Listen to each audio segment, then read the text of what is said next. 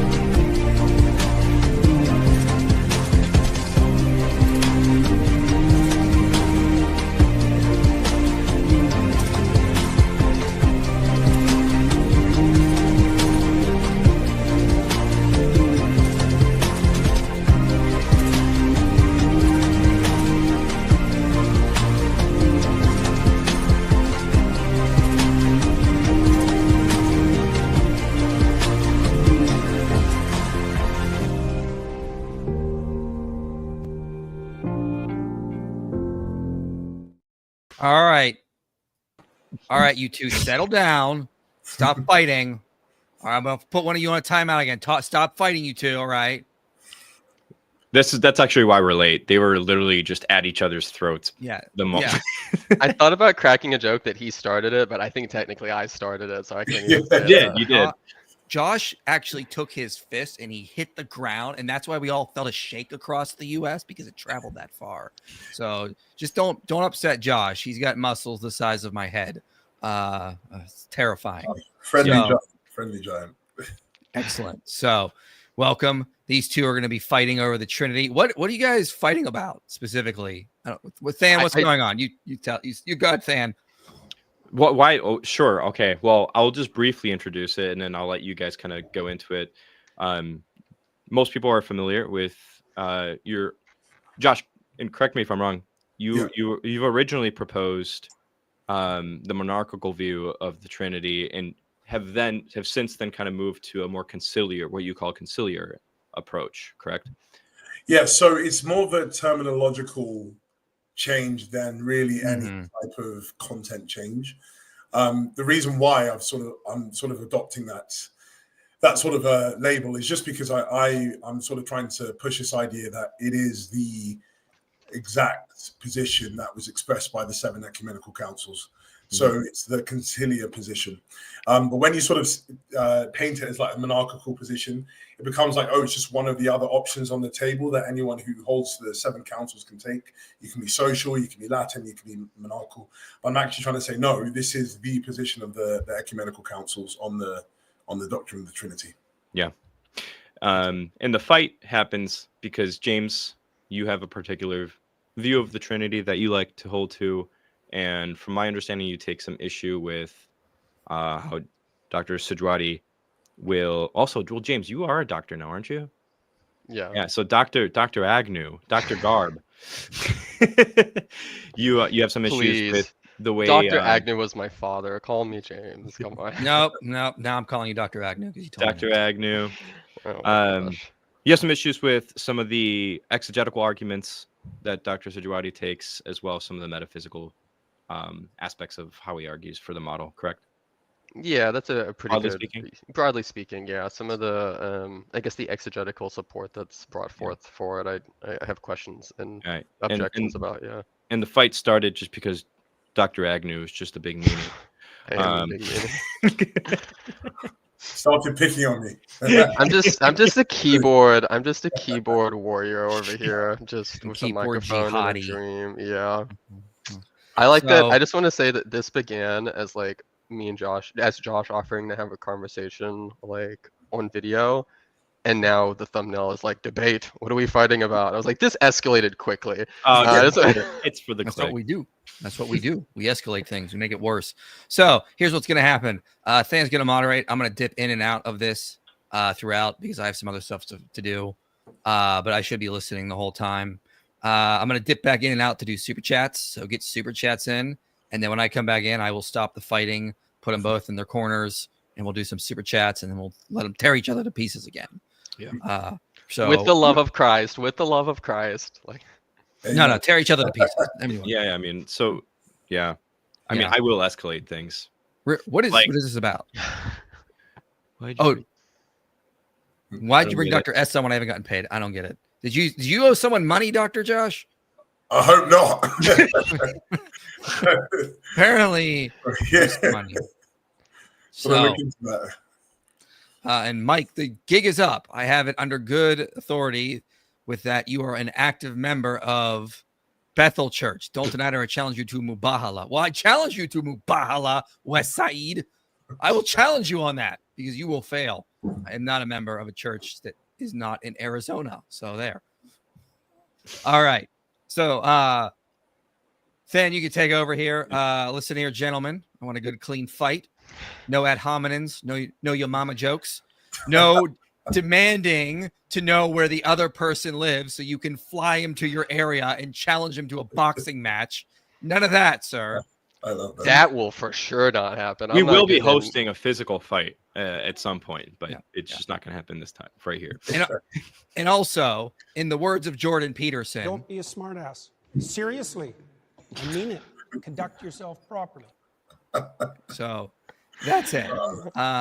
So yeah, I'm gonna duck out, come back in for super chats. If we get 50 super chats, both Josh and James will shave their heads. So that's true. Get those in now, and they will shave their heads. It's true. And all that beautiful hair will disappear.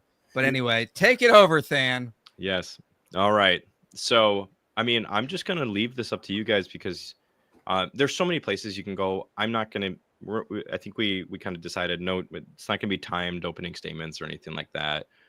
I'm not really planning on hopping in unless I think you guys are speaking past each other or maybe the audience needs a clarification on something.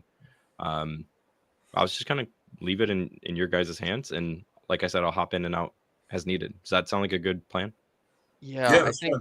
Yeah, so I think me and Josh talked about like him taking about 5 minutes or so to present kind of the outline of his position, and then I'll take about 5 minutes to do the same, and then we can have a free-flowing discussion. And then I think the idea was like I would bring some of my objections up, and then we would respond to them, and then later he would turn around and take swings at me. I think that was the general format. Yeah, whatever works for me, man. Great. Okay. Yes. Okay. I'll start off then. Yeah. So hopefully this will be the audience will be happy. I don't have a PowerPoint to bring up, but yeah, just sort of as much as I can in an accessible format and succinctly as I can. I want to express the position of conciliar Trinitarianism. That's sort of the terminology I'm using for the understanding of the Trinity that I affirm. Now, why I call it conciliar Trinitarianism is because I believe that it is the specific teaching that is expressed by the 7 ecumenical councils. So that's the councils stemming from the first council of Nicaea to Nicaea II in the 8th century.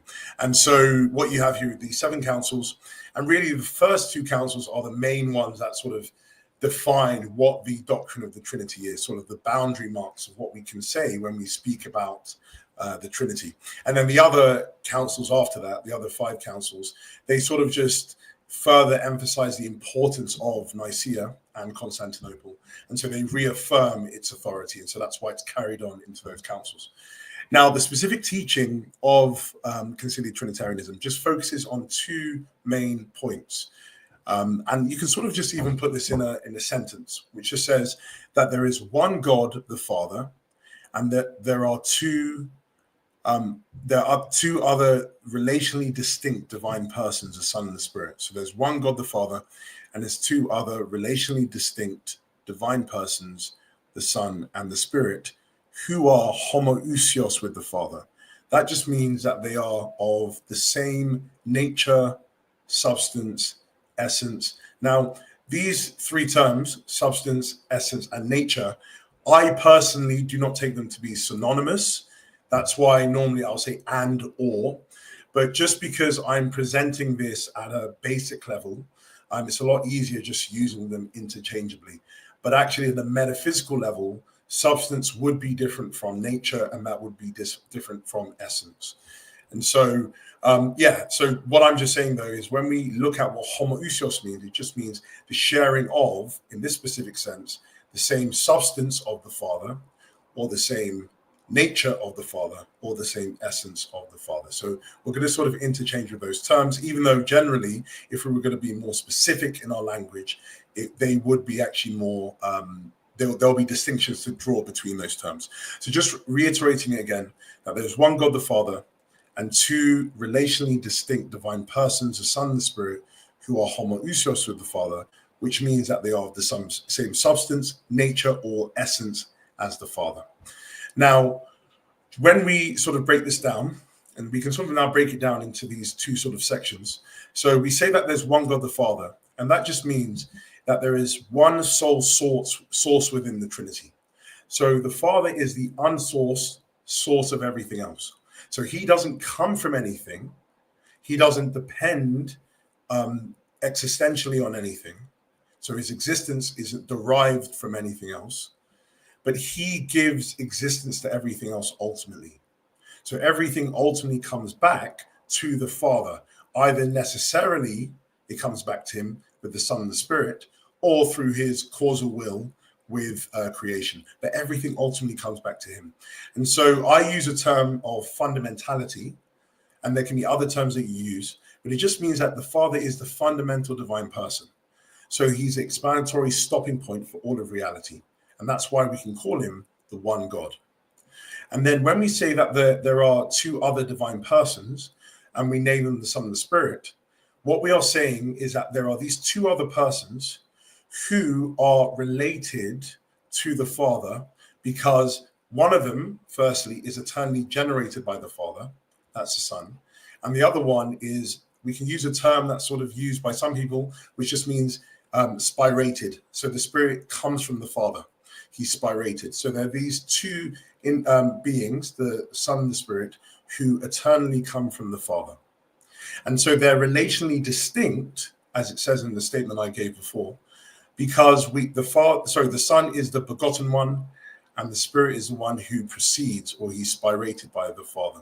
And so that's how we sort of distinguish between them, between their relations of origin. And they're divine in the exact same sense as the Father. So there is no ontological hierarchy. It's not that the Father is ontologically greater than the Son and Spirit, because he communicates, he gives all of his divinity to the Son and the Spirit. And so they share, that's why they're homoousios, they share in the nature, the substance, and the essence of the Father.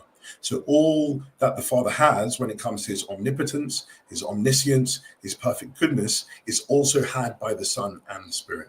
And there is also a singularity when it comes to the will. The will of the Father is enacted by the Son and the Spirit. There is no independent wills when it comes to the other two divine persons. So just to summarize what we've said, there's one God the Father, because he's the fundamental divine person, the explanatory stopping point for all reality. And there are two other divine persons, the Son and the Spirit, who are relationally distinct. And how we distinguish them is because of their relations of origin. The Son is the one who's begotten the Father, and the Spirit is the one who's proceeding or spirated by the Father. And they're homoousios with the Father because they share in his divinity. They have the same nature, substance, and essence as the Father. And I believe that is the conciliar teaching, which also has precedent in the scriptures. It's grounded on the scriptures, but it's fully explicated through the 7 ecumenical councils. All right. Okay. James, yeah, are you going to take that? I'm not sitting down. I won't. Like, I No. basically think he just like insulted your whole entire family history. I'm pretty sure he insulted my ancestors, actually. When Than said that he was going to escalate things, he was not, I guess, kidding. No, so I think there's going to be, so I'll kind of give my spiel. So everyone here affirms the divinity of Christ, and everyone here is a Trinitarian, just to make that clear, right? So we're all on board with a lot. The question is, when it comes to the divinity of Christ, How do we understand it? The way I see it, there are broadly 3 different ways that I think we can conceptualize the divinity of Christ and his relationship to Yahweh. We can understand Jesus as being identical to Yahweh, we can understand Jesus as being external to Yahweh, or we can understand Jesus as being internal to Yahweh. And most approaches to Jesus and the Trinity that I see, they seem to collapse into one of these 3 categories to me.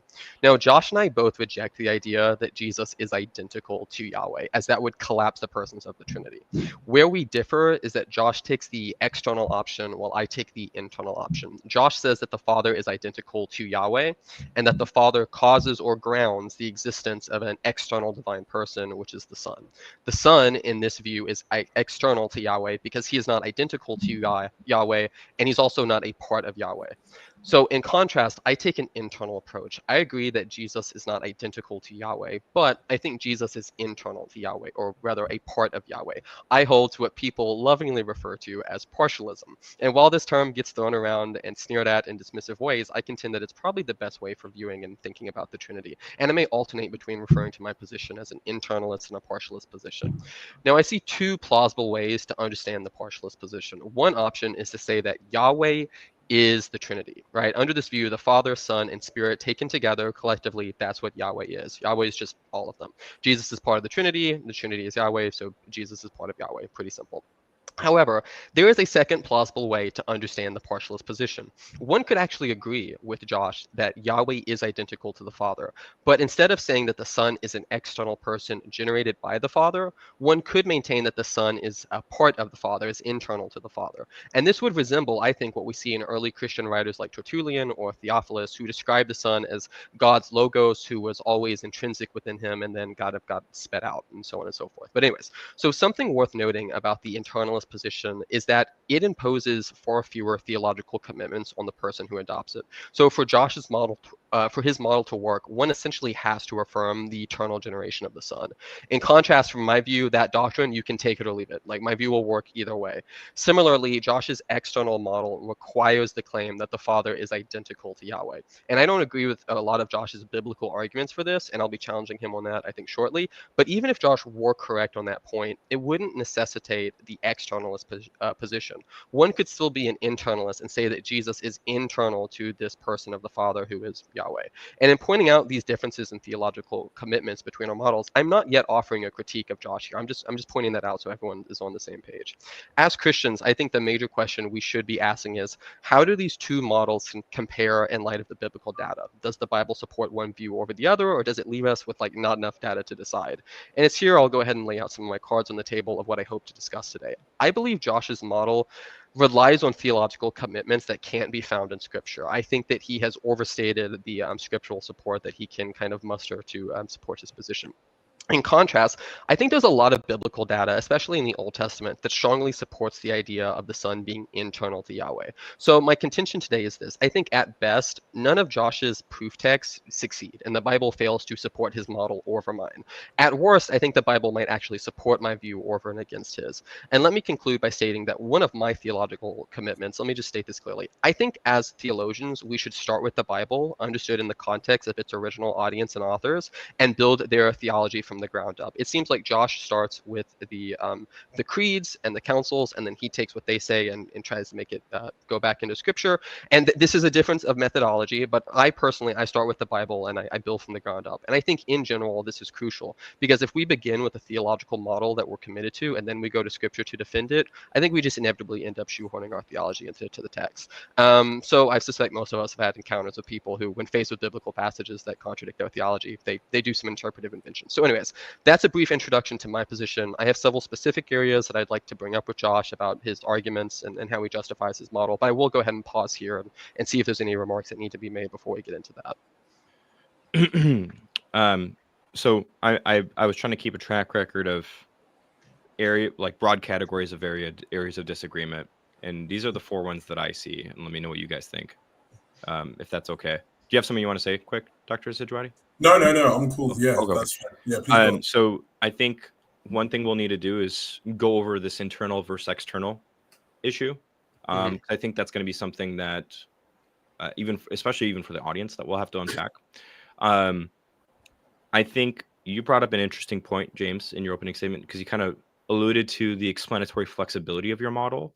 Mm-hmm.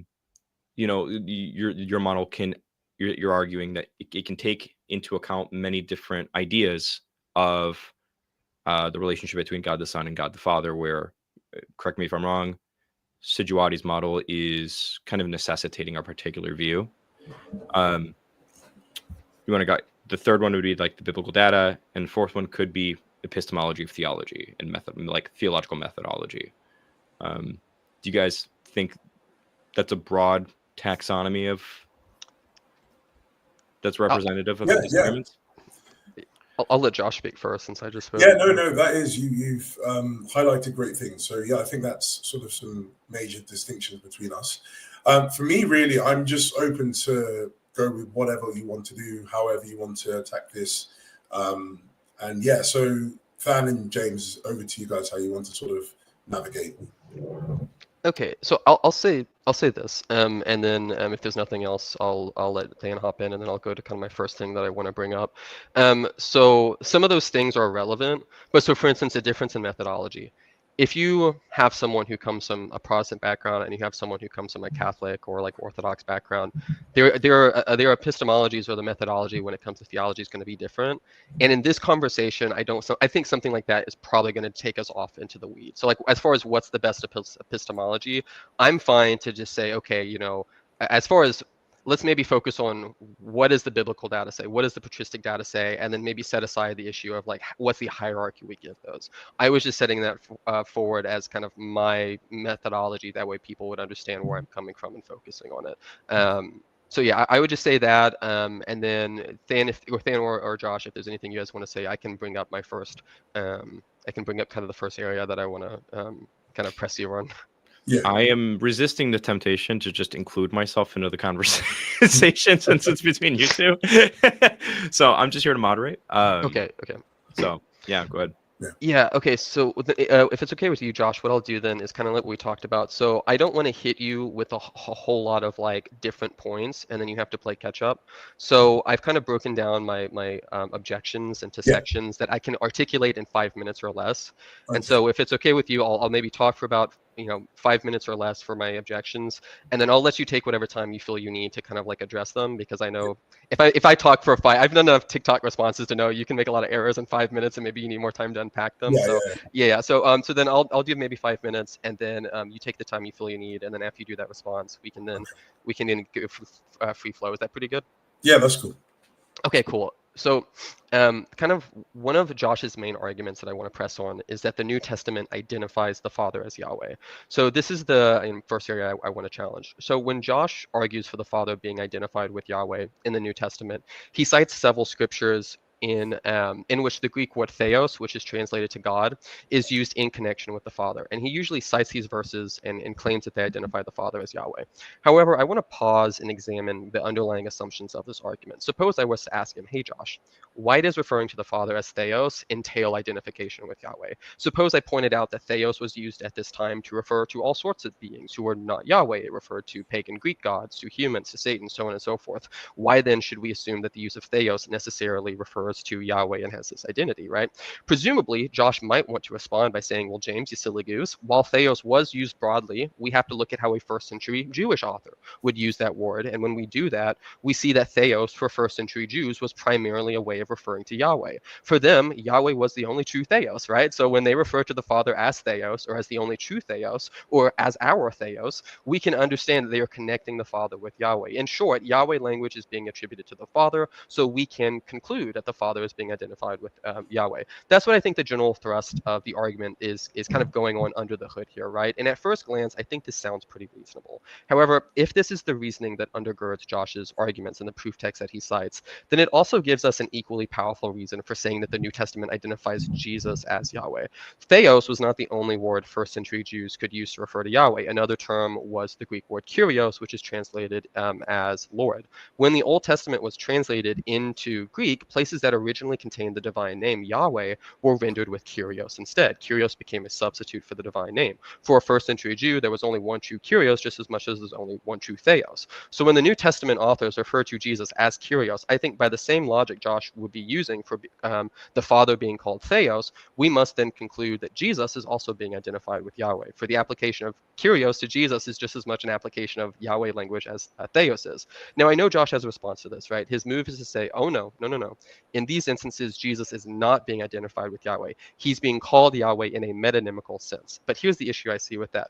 Josh's claim there, I don't think is grounded in anything in the New Testament passages themselves. It is an interpretive decision that Josh makes, not because the text requires it or indicates it, but because his theological system requires it. And then what I think ends up happening is Josh ends up going through scripture, and when Yahweh language is applied to the Father, Josh tells us those are identity statements. Those are clear identifications of the Father as Yahweh. But when the Yahweh language is used in application to the Son, then he dismisses it as merely metonymical. And I think this is entirely arbitrary. It's not based on the text. It's based on the pre-committed theology. So to kind of wrap this up, here's my challenge, I think, to you, Joshua. The way I see it, I think you have three options in front of you.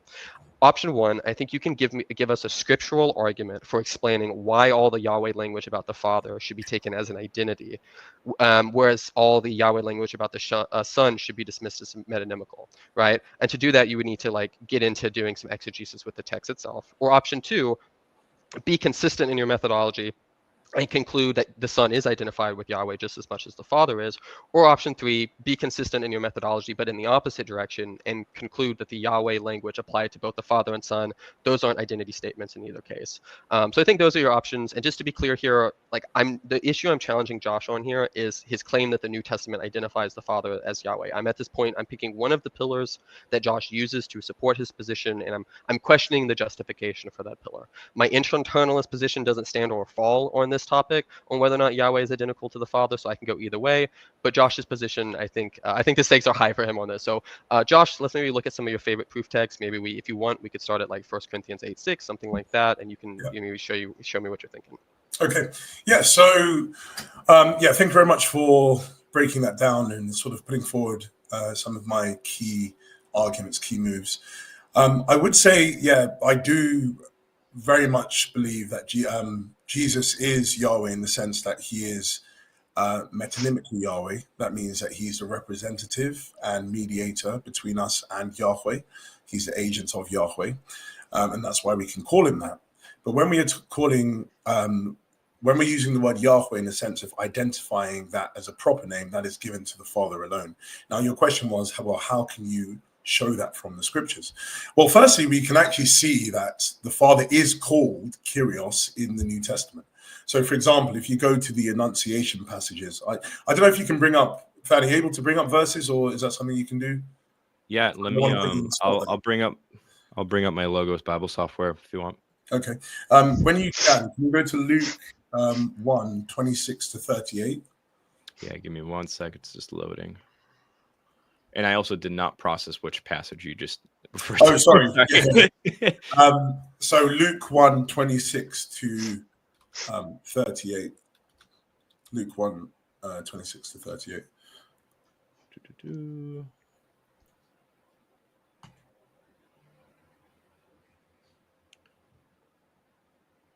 I'm going to actually switch my screen this way so that way it doesn't look weird when I share it, though. 1 sec.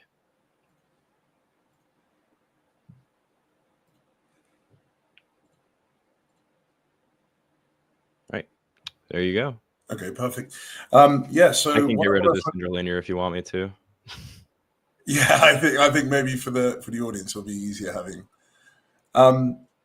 Okay, I'll read it here, and then hopefully the audience can see.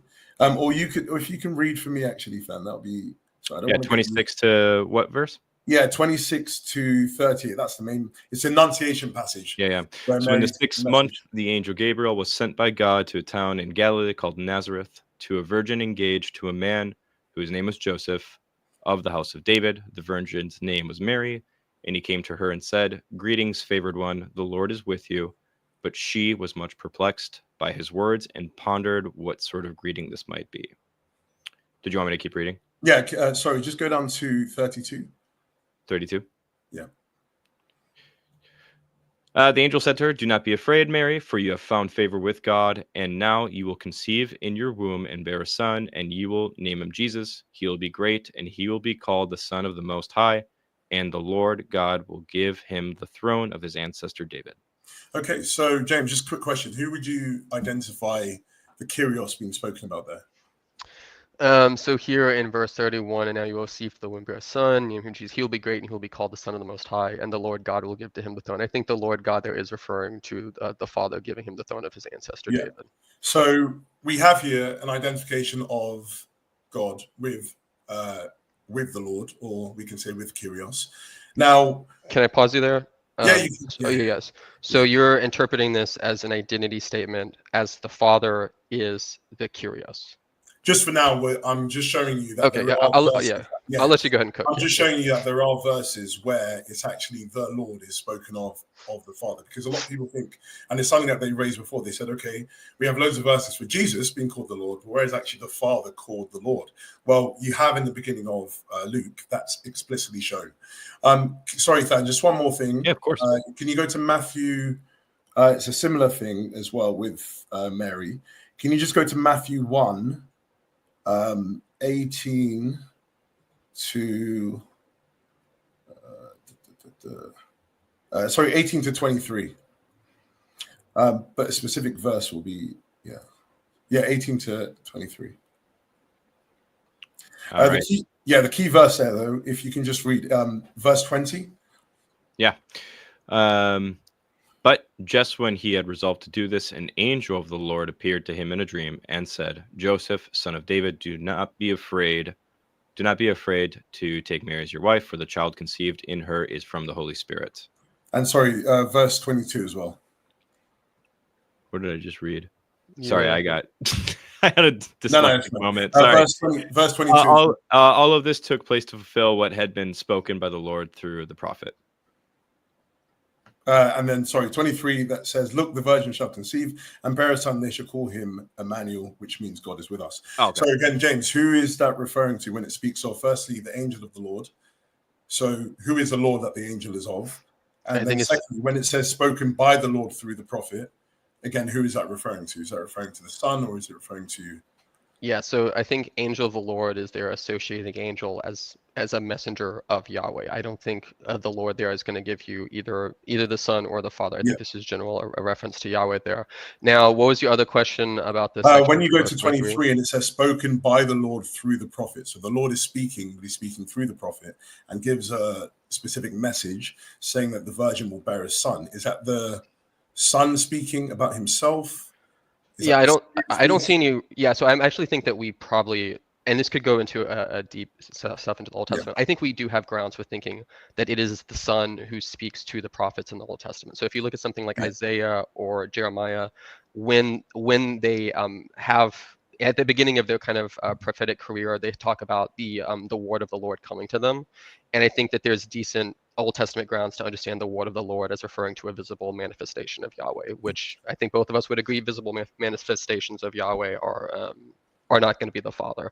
But so did you have any more you want to say about that? Or no, because what I'm saying, I don't think that will make sense in this specific passage, because if it's the Son speaking, again, it says all that took place to fulfill what had been spoken by the Lord through the prophet, and then it quotes, "Look, the virgin shall conceive and bear a son, and they shall call him Emmanuel."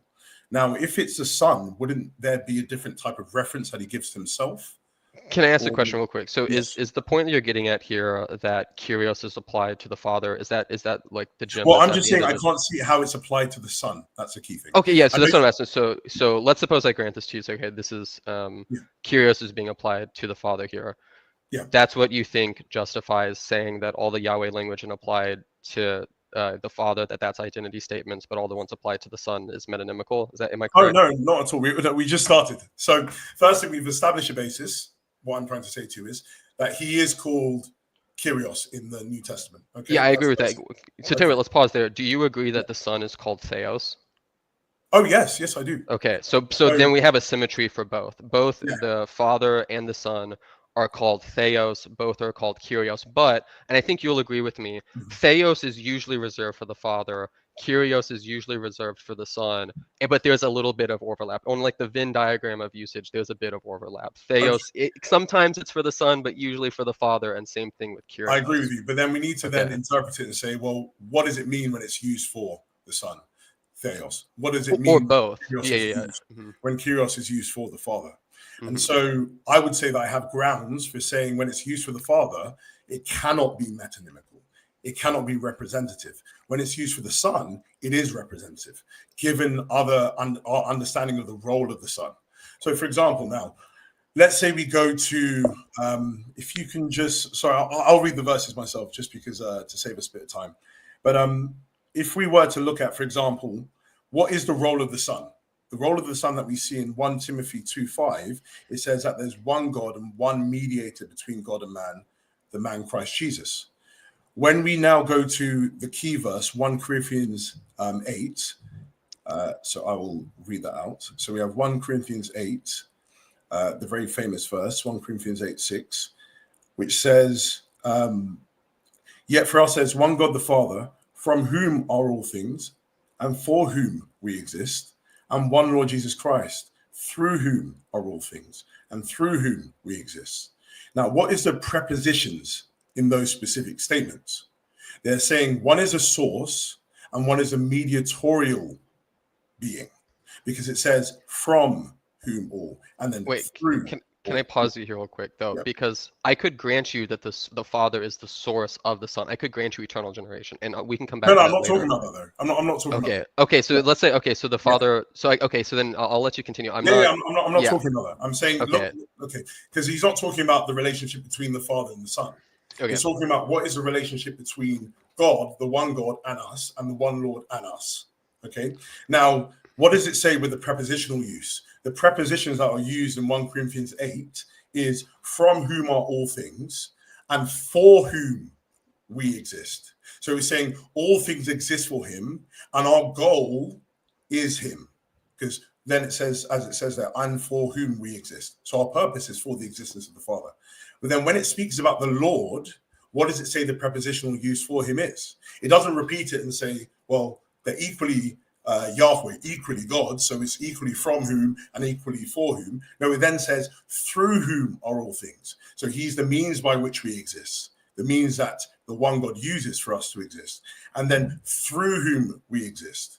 And so the key point here, what I'm saying to you is, and other verses you can bring here is, what is the role of the Son? The Son is taken to be a mediator within the New Testament between God and humanity. Yes. Now, I'll just ask you this question, sorry. Yeah. So just to be clear, the Son is seen as being as a mediator between humanity and the Father. I just want to be, because so I want to remove ambiguity between using God as a reference to the Father and using God as a reference to Yahweh in general, because the thing that I'm questioning here is about whether or not well, I mean, I'm going with the verse. I'm going with the verses. So let's walk through it. So what is it? 1 Timothy 2:5 says, one God and one mediator between God and man. So I agree. So theos there is being used in application to the Father. So is your argument about that? Yeah. So that is Yahweh language. But Yahweh language is applied to the Son. So if your argument from 1 Corinthians is like, look, this is saying we have this Yahweh language, theos, being applied to the Father, I'm going to say, yes, it is Yahweh language. It is being applied to the Father. But then I'm going to say we also have Yahweh language applied to the Son. I know. And so, And so what I'm questioning then is the justification between saying metonymical in one sense and not in the other. And it seems like, and let me correct me if I'm wrong, it seems like you're building the case that in 1 Corinthians 8:6, the one of these is an identity statement merely because of the phrase after this about us being for one and us through one. Is that correct, that you're putting all of the one of these is an identity statement because of that phrase that comes afterwards? No. If you understand what I've said correctly, what I'm saying to you is, what is the New Testament's witness about who is the representative in the relationship between the Father and the Son? Is it that the Father is a representative of the Trinity, God, the Son, the Spirit? Or is it that the Son is taken to be the representative of another? So what I'm saying to you is, let's say Yahweh language is used for the Father. Can that be anything but identity? I don't see why it couldn't be metonymical as well. So it he seems could be like wait, hold on. Let me get what you're saying. So the father can be a representative of some other entity. Do you use metonymical to mean just representative of? Well, I mean, it doesn't just have to be, but okay, okay. So let me give an example. So, for instance, amongst other like theologians who hold a position that would say that Yahweh is the Trinity. So, someone like William and Craig. Now, to be fair, Craig has been workshopping his position a bit, and so if he happens to watch this, maybe he would disagree with my language. But someone then like would say that the Father, Son, Holy Spirit. Someone like Craig would say, or at least has said something along the lines of, we can predicate divinity to them because of like them participating in the Trinity, them being like, the language I would say is them being of this part whole relationship. So I would say the Father could be described and have Yahweh language applied to him if he's not identical to the Trinity, for the same reason that I think Yahweh language can be applied to the Son, even if he's not identical to Yahweh. It's because of the part whole relationship that the person stands in to the Trinity, which is God. So let me maybe here's a way to think about this, right? So maybe here's where my concern is. When it comes to these Yahweh language passages, I see kind of 4 ways that we could interpret things. So one way is to say that when Yahweh language is applied to the Son and the Father, but those are both identity statements. I think neither one of us wants to affirm that, right? Because that would collapse the persons. I think we're on the same page with that. Okay, so we're not going to do that one, right? So then we have the option of saying that only one of these. We have 2 options, which would be saying only one of these is an identity statement, and the other one is metonymical, predicative, whatever. You could say that the Father is the identity statement and the Son is metonymical, or you could flip that and say that the Son is metonymical, or the Son is identity, the Father is predicative. I think it'd be really weird to say that the Son is the one who's an identity statement and the Father's. I think we'd agree that'd be kind of wacky. So I would remove that option as well. Yeah. So it seems like the 2 options that we have on the table is we could say the Father is identity while the Son is metonymical, or we could just say neither one of these is identity statements. Both of them are spoken in a metonymical or a predicative sense or something like that. And so it seems like for your argument to work, what you would need to do is you would need to remove the plausibility of taking the option that neither one of these is identity statements. So that's kind of where maybe that'll help, like kind of. Yeah, and I've got to be honest, that's very easy. So just let me get you right. So you're saying in your position that Yahweh is the Trinity. Is that what you're saying? And then you can predicate the term or the name Yahweh to the Father or the Son because the Father and the Son are parts of the Trinity. Is that what you're saying, if I'm correct? So just to be clear, so I think there are 2 plausible ways, and I think there was very little. So I think I outlined 2 plausible positions that Mike could take. One you could say is that the Father is Yahweh. Like this is what you're saying. I could take that position and I could say the Son is a part of the Father, right? I could do something like that. In which case, if you were right, I would go with that, option, right? And then we could have a talk there. But then the other way I could go is I could go the way that I think guys like Kirshner, Craig, Haskell, like they go. And they don't want to go with that identifying the Father as Yahweh. They want to keep it more of like it's the Trinity that's Yahweh. So right now, right, I'm operating under this framework of like someone who wants to say the Trinity is Yahweh. That's what I'm operating under. Okay. And this is why I clarified that my position doesn't hinge on this, but I think yours does. And so this is, I think, a good position. Yeah, James, I've got to be honest. I think your position is incoherent, and I'm going to explain why. Biblically or philosophically? Philosophically, but why it's. So, because what you were saying is you need to remove the plausibility of that option, and then it leaves my option on the table. And I'm just saying to you that I believe that can be done very easily. Biblically, you can do that? No. So you said plausibility. Now, plausibility. No, I meant like exegetically, like it is a plausible exegetical option to take that. Like that's what I'm referring to there. Yeah, but the issue that you have is if yours is incoherent at the beginning, then there's no point even doing any exegetical work. And what I'm saying is I believe that your position is incoherent. And can I just spell out very quickly? Yeah, just to be clear, my position is that neither one of these statements in the New Testament, either Yahweh language about the Father, Son, neither of those is identity statements. That's what you're saying is incoherent. Okay. No. So just to get what I'm saying with your position, let's say we're operating with not the Father being the whole and the Son and the Spirit being the parts, but the whole being the Trinity, the Father, Son, and Spirit are the parts of the Trinity. Okay, let's go with that model that you're saying. We can go with the second one after. Okay, gotcha. Because I believe that they have the same problem. Let's go with the first one.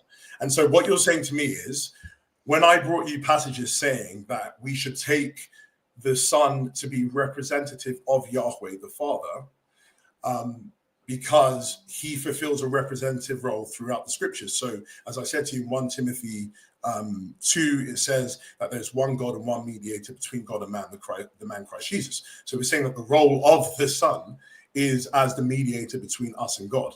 Wait. I want to pause there. Between Yes. us and Yahweh, or between us and the Father?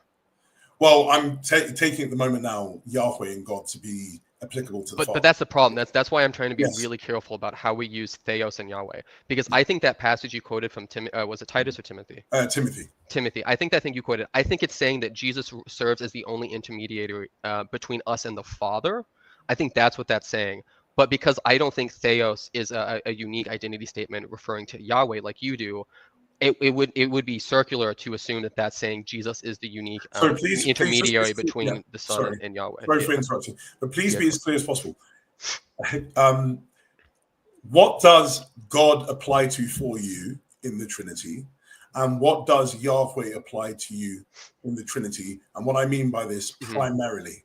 So not in a derivative form. What does it primarily apply to? Yeah. So generally in our everyday language, when we talk about God as 21st century Christians, when we talk about New Testament Yahweh, stuff like that, I think generally, and I think you would actually probably agree with this, maybe, we talk about God in a way in which God has kind of used this broad term to refer to like the Trinity as a whole, or like Yahweh, the being who creates everything, right? Like we use it as a reference to like this general being. But what I see is that in the New Testament, the word that is translated to God, theos, it is used, as I think you will agree, more specifically to refer to one specific person, which is the Father. And so the concern I have is that in these conversations, when we look at an English translation where theos is translated as God, we bring our conceptions of what God is in our philosophical models and our discourse, and we insert that into the text. And I think a lot of times we do that with the Old Testament as well. So that's something that Mike Heiser has like fought against with like Elohim in the Old Testament, right? Like people are like, oh, look, God's like, I was like, okay, let's like talk about what Elohim is. And so that's why I want to make a distinction between in the New Testament, is theos, is that identified with Yahweh, or is that a term that is used to refer to one person who is internal to Yahweh? Okay, so what you're saying to me, what I'm going through, you're saying is that Yahweh is a different person from. So let's say we use the term the one God, which is used in the scriptures. The one theos? Yeah. Yeah, the one theos. So when we use that term, you're saying that that is different. Whatever being that term refers to is different from the being that's referred to by Yahweh. Is that what you're saying? Sorry. So if the statement is in the New Testament passages and it says something like the one theos. So your question is if I see theos used in the New Testament, do I think that that's different than No, I didn't say that, because I do agree with you. Theos is an ambiguous term, and I've always said that in my writings, my presentations. And what I normally say is at least there are two ways of understanding this. There's many different ways of understanding it. But when it's using the term the one or the God, ho theos, you're saying whatever being that is referred to as ho theos is different to the being that's referred to as Yahweh, in the Old Testament. So sorry, could you run that by me? I have a quick question. Is it your position that ho theos is always Yahweh the Father? Is that your position? No. There are very, I would say, a handful of passages that applies to the Son. Okay, so you mentioned the definite article there. I just wanted to make sure that wasn't what you're saying. What I'm just saying is when it's used, when the one God is spoken of in the New Testament, I think that's generally the Father. That's the Father. Okay. Yeah. Now, when Yahweh is spoken of in the Old Testament, who is that picking out? So this is actually going to be one of my other areas that I want to talk with you about is Old Testament data, but I'll bracket most of it. I'll answer your question, then I'll bracket most of it. I think very often. Yeah, what's up? Just really quickly, in 10 minutes roundabout, we're probably going to just do some super chats because they're starting to pile up. Yeah, that's cool. And once you're done with this point, James, it might be helpful for you guys just to quickly recap what happened in this conversation so far for the audience, because we've gone, the broad category is still here, but we're overlapping on a lot of technicalities here. Okay, yeah. So to help people track, let's after this part. So when you look at Yahweh and how it's used in the Old Testament, like so if there's a figure that's being spoken of or a person that's being spoken of and the word Yahweh is being used, there are numerous instances where we know the person being labeled as Yahweh is the Son, the second person of the Trinity. And this is my second objection. I'm really confident that we can conclude that, and I think actually patristic tradition is gonna demand that of you if you're want to like hold a patristic tradition. But I'll bracket most of my comments of that. But like Yahweh in the Old Testament is at least sometimes referring to the Son. Primarily, who is it referring to? Because I'm not asking who is it sometimes useful. When we are speaking about, when we have, for example, the Shema being spoken of in the Old Testament and being given, who is that referring to? I think it's so. If I had to say who is the prime person that's being referred to as Yahweh, and like who do the authors most often have in mind? I think they're most often thinking about the Son. James, I can justify that. I'm confused about your position because you can give me a raised eyebrow. That's not a refutation. No, I can clarify on that. No, I'm just saying I'm just really confused about what your position is. So I can say very clearly, primarily when the word is used, when the word Yahweh is primarily used, or when the word God is primarily used, that picks out the Father. Okay. In the New Testament, I agree. I'm just saying in the biblical corpus, the person who is Yahweh is the Father. The person who is the one God is the Father. However, the Son can be called Yahweh and can be called God because of the nature he shares, the representative role that he fulfills. And that's why he can bear these names. That's one second. That's what I'm saying. Yeah. Now, obviously, then you have to then back this up and evidence it. Okay, that's a secondary point. What I'm trying to say first, for clarity purposes, what is actually your position? When who is the being? Because you would say, for me, I'm confused because you're saying to me, okay, Yahweh is the Son. No, I have never set up an identity statement between Yahweh and the Son. I explicitly rejected that in my opening statement. Okay, so what I'm doing, wait, let me make clarify. Let me clarify. Yeah, so this is like the who is Yahweh question. So I articulated in my opening that as a partialist, I could take one of two positions. One, I could say that the Father is Yahweh and so on and so forth, or I could say that Yahweh is not a who, it's a what. Yahweh is the three. Now, I want to make a clarifying remark. You say that throughout the Old Testament and the New Testament as a whole, Yahweh picks out the Father. What I'm going to say is absolutely not. Like, that is not tenable. And the only way you can make that claim is because you are just selectively ignoring the numerous instances in which we know it cannot be the Father. It cannot be the Father that appears to Abraham in Genesis 18. It cannot be the Father that appears to Moses in the burning books in Exodus 3. It cannot be the Father that enters into the covenant between the pieces with Abraham. Like, all of those, which are foundational points in the story of Israel and their understanding of who Yahweh is, all of those are going to be the Son. And again, that is well represented in the patristic literature. And I know that's like we're cracking the lid of a big thing there.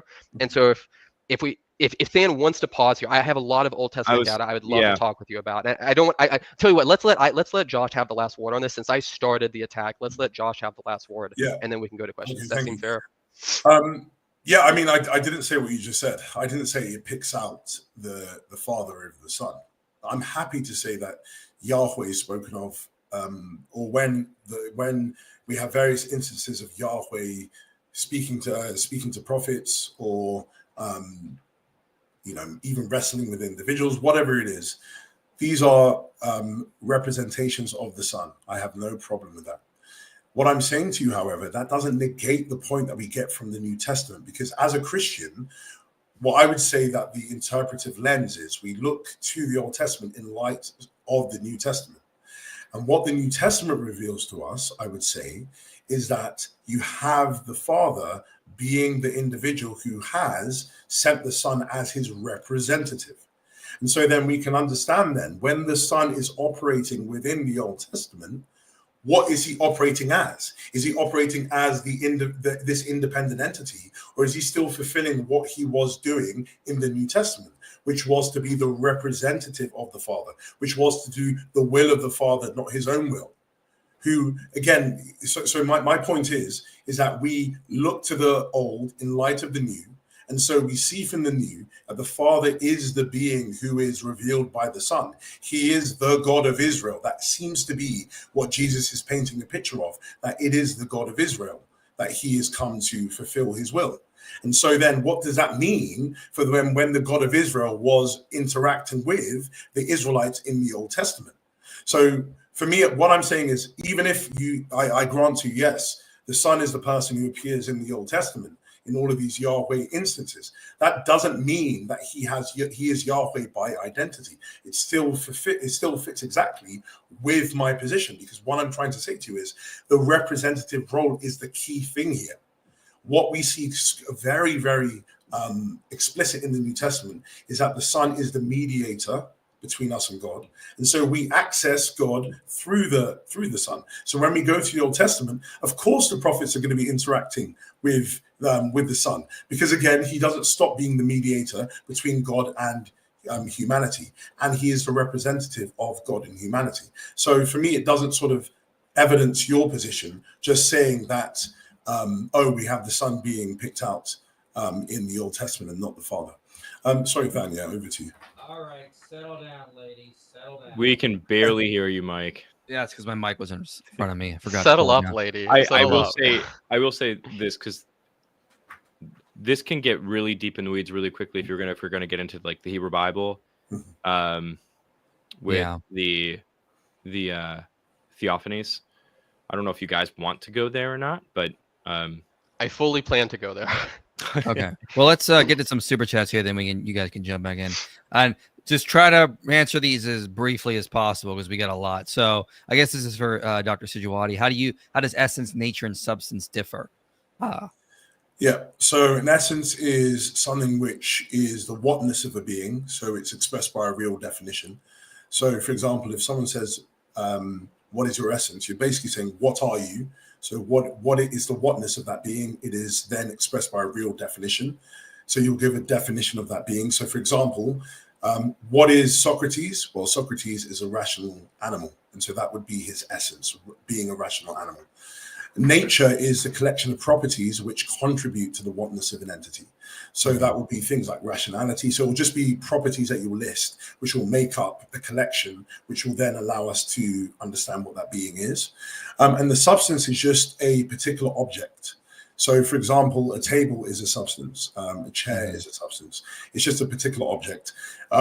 If you take an Aristotelian view, you'll also say it has independence. So normally a substance is something which is an independent particular object.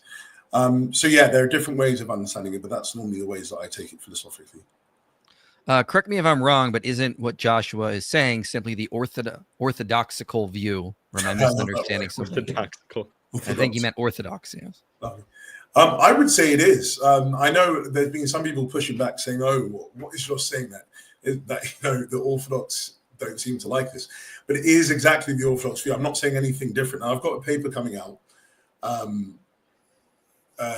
hopefully very soon, which sort of gives the reasons why I became Orthodox.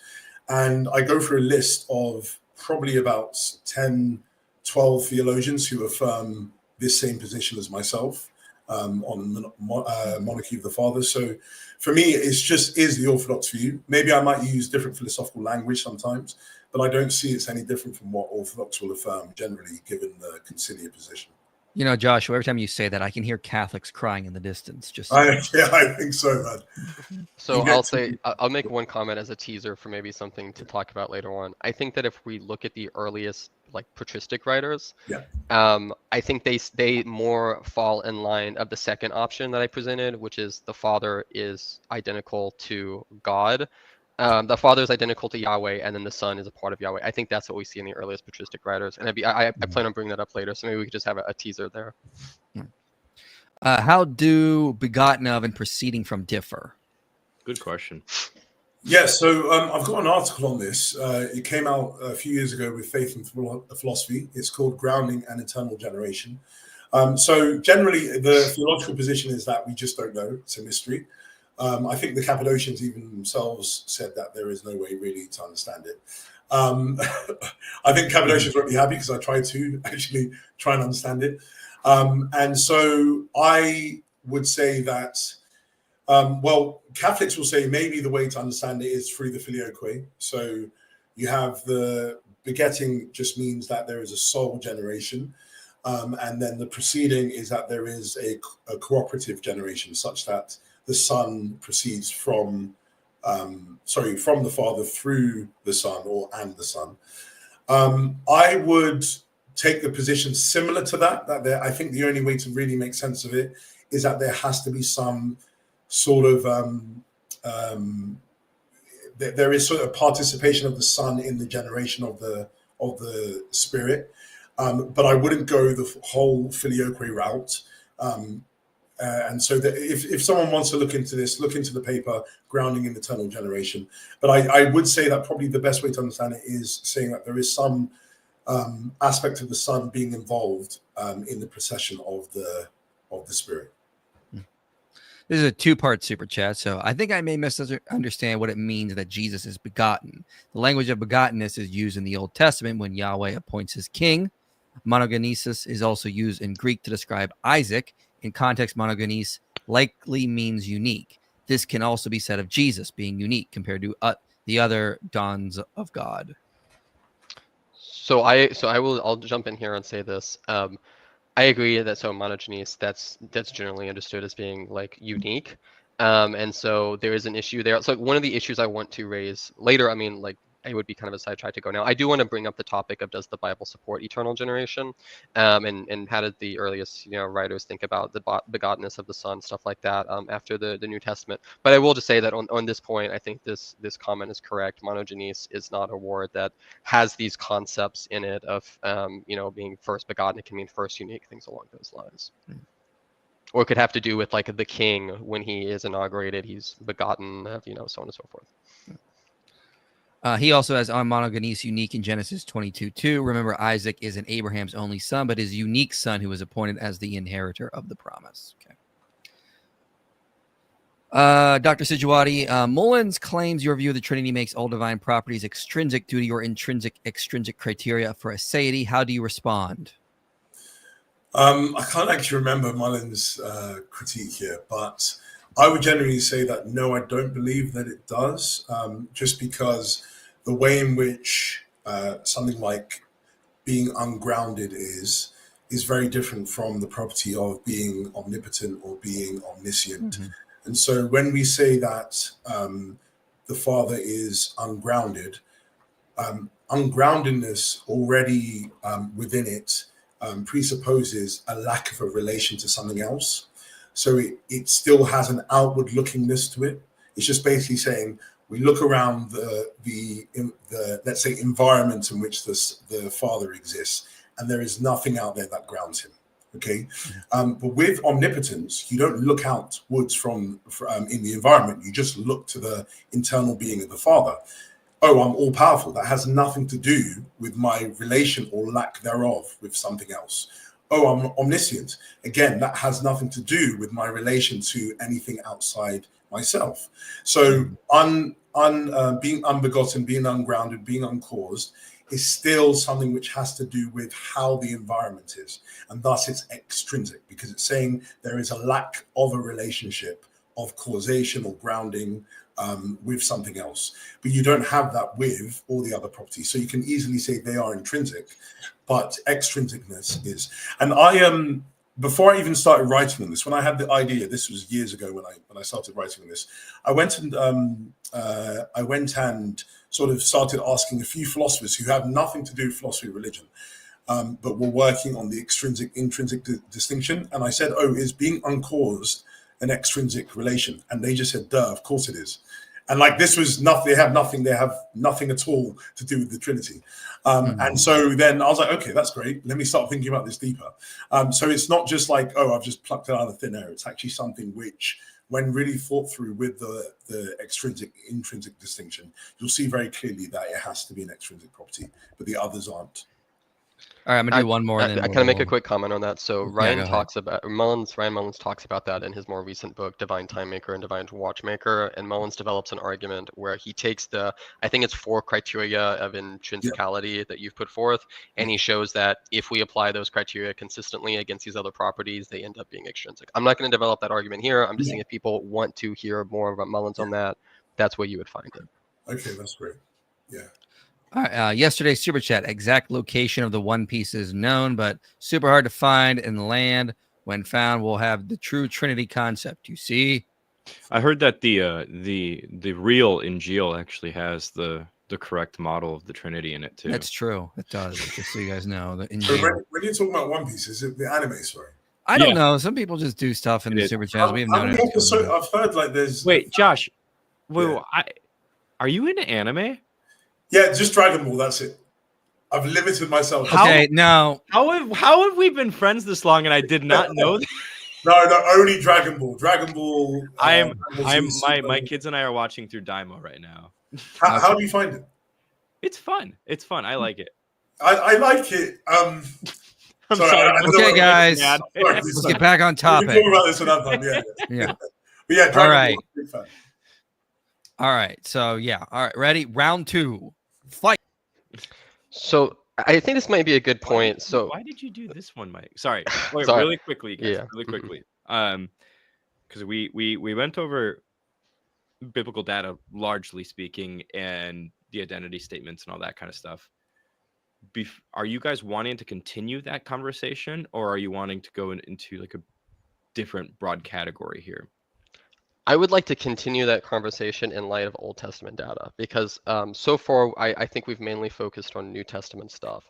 But I think when we look at Old Testament data, I think, and we take Old Testament data in light of its ancient Near Eastern context, I think it becomes more damning for Josh. I'll just be honest. I'll be upfront, right? I think that, so far my main argument has been like, hey, listen, this distinction isn't justified. I think there's some stuff in the Old Testament as it relates to the Yahweh language that is going to make this position by Josh harder. So I want to press you. Right? I want to bring this up. Now, some of it I can cut out because it's relevant to what we've talked about, and then I can maybe skip to the part that's like more newer stuff. Can I just comment on before we move into please. Mm-hmm. So and this will help with summarizing for the audience. So when you're saying it's not justified, I would obviously push back and say I believe it is. Mm-hmm. But the way that we need to understand this is with many things with the Trinity is bringing in different passages and principles from them to be able to construct what we are trying to understand about the nature of God. And so what I'm saying is that the Father, firstly, what I started with, the Father is explicitly called the Lord. Okay, so he is explicitly called Kyrios. Now, when it's applied to him, what does that mean? Is that used as a name for him? Is that used as an identity statement for him?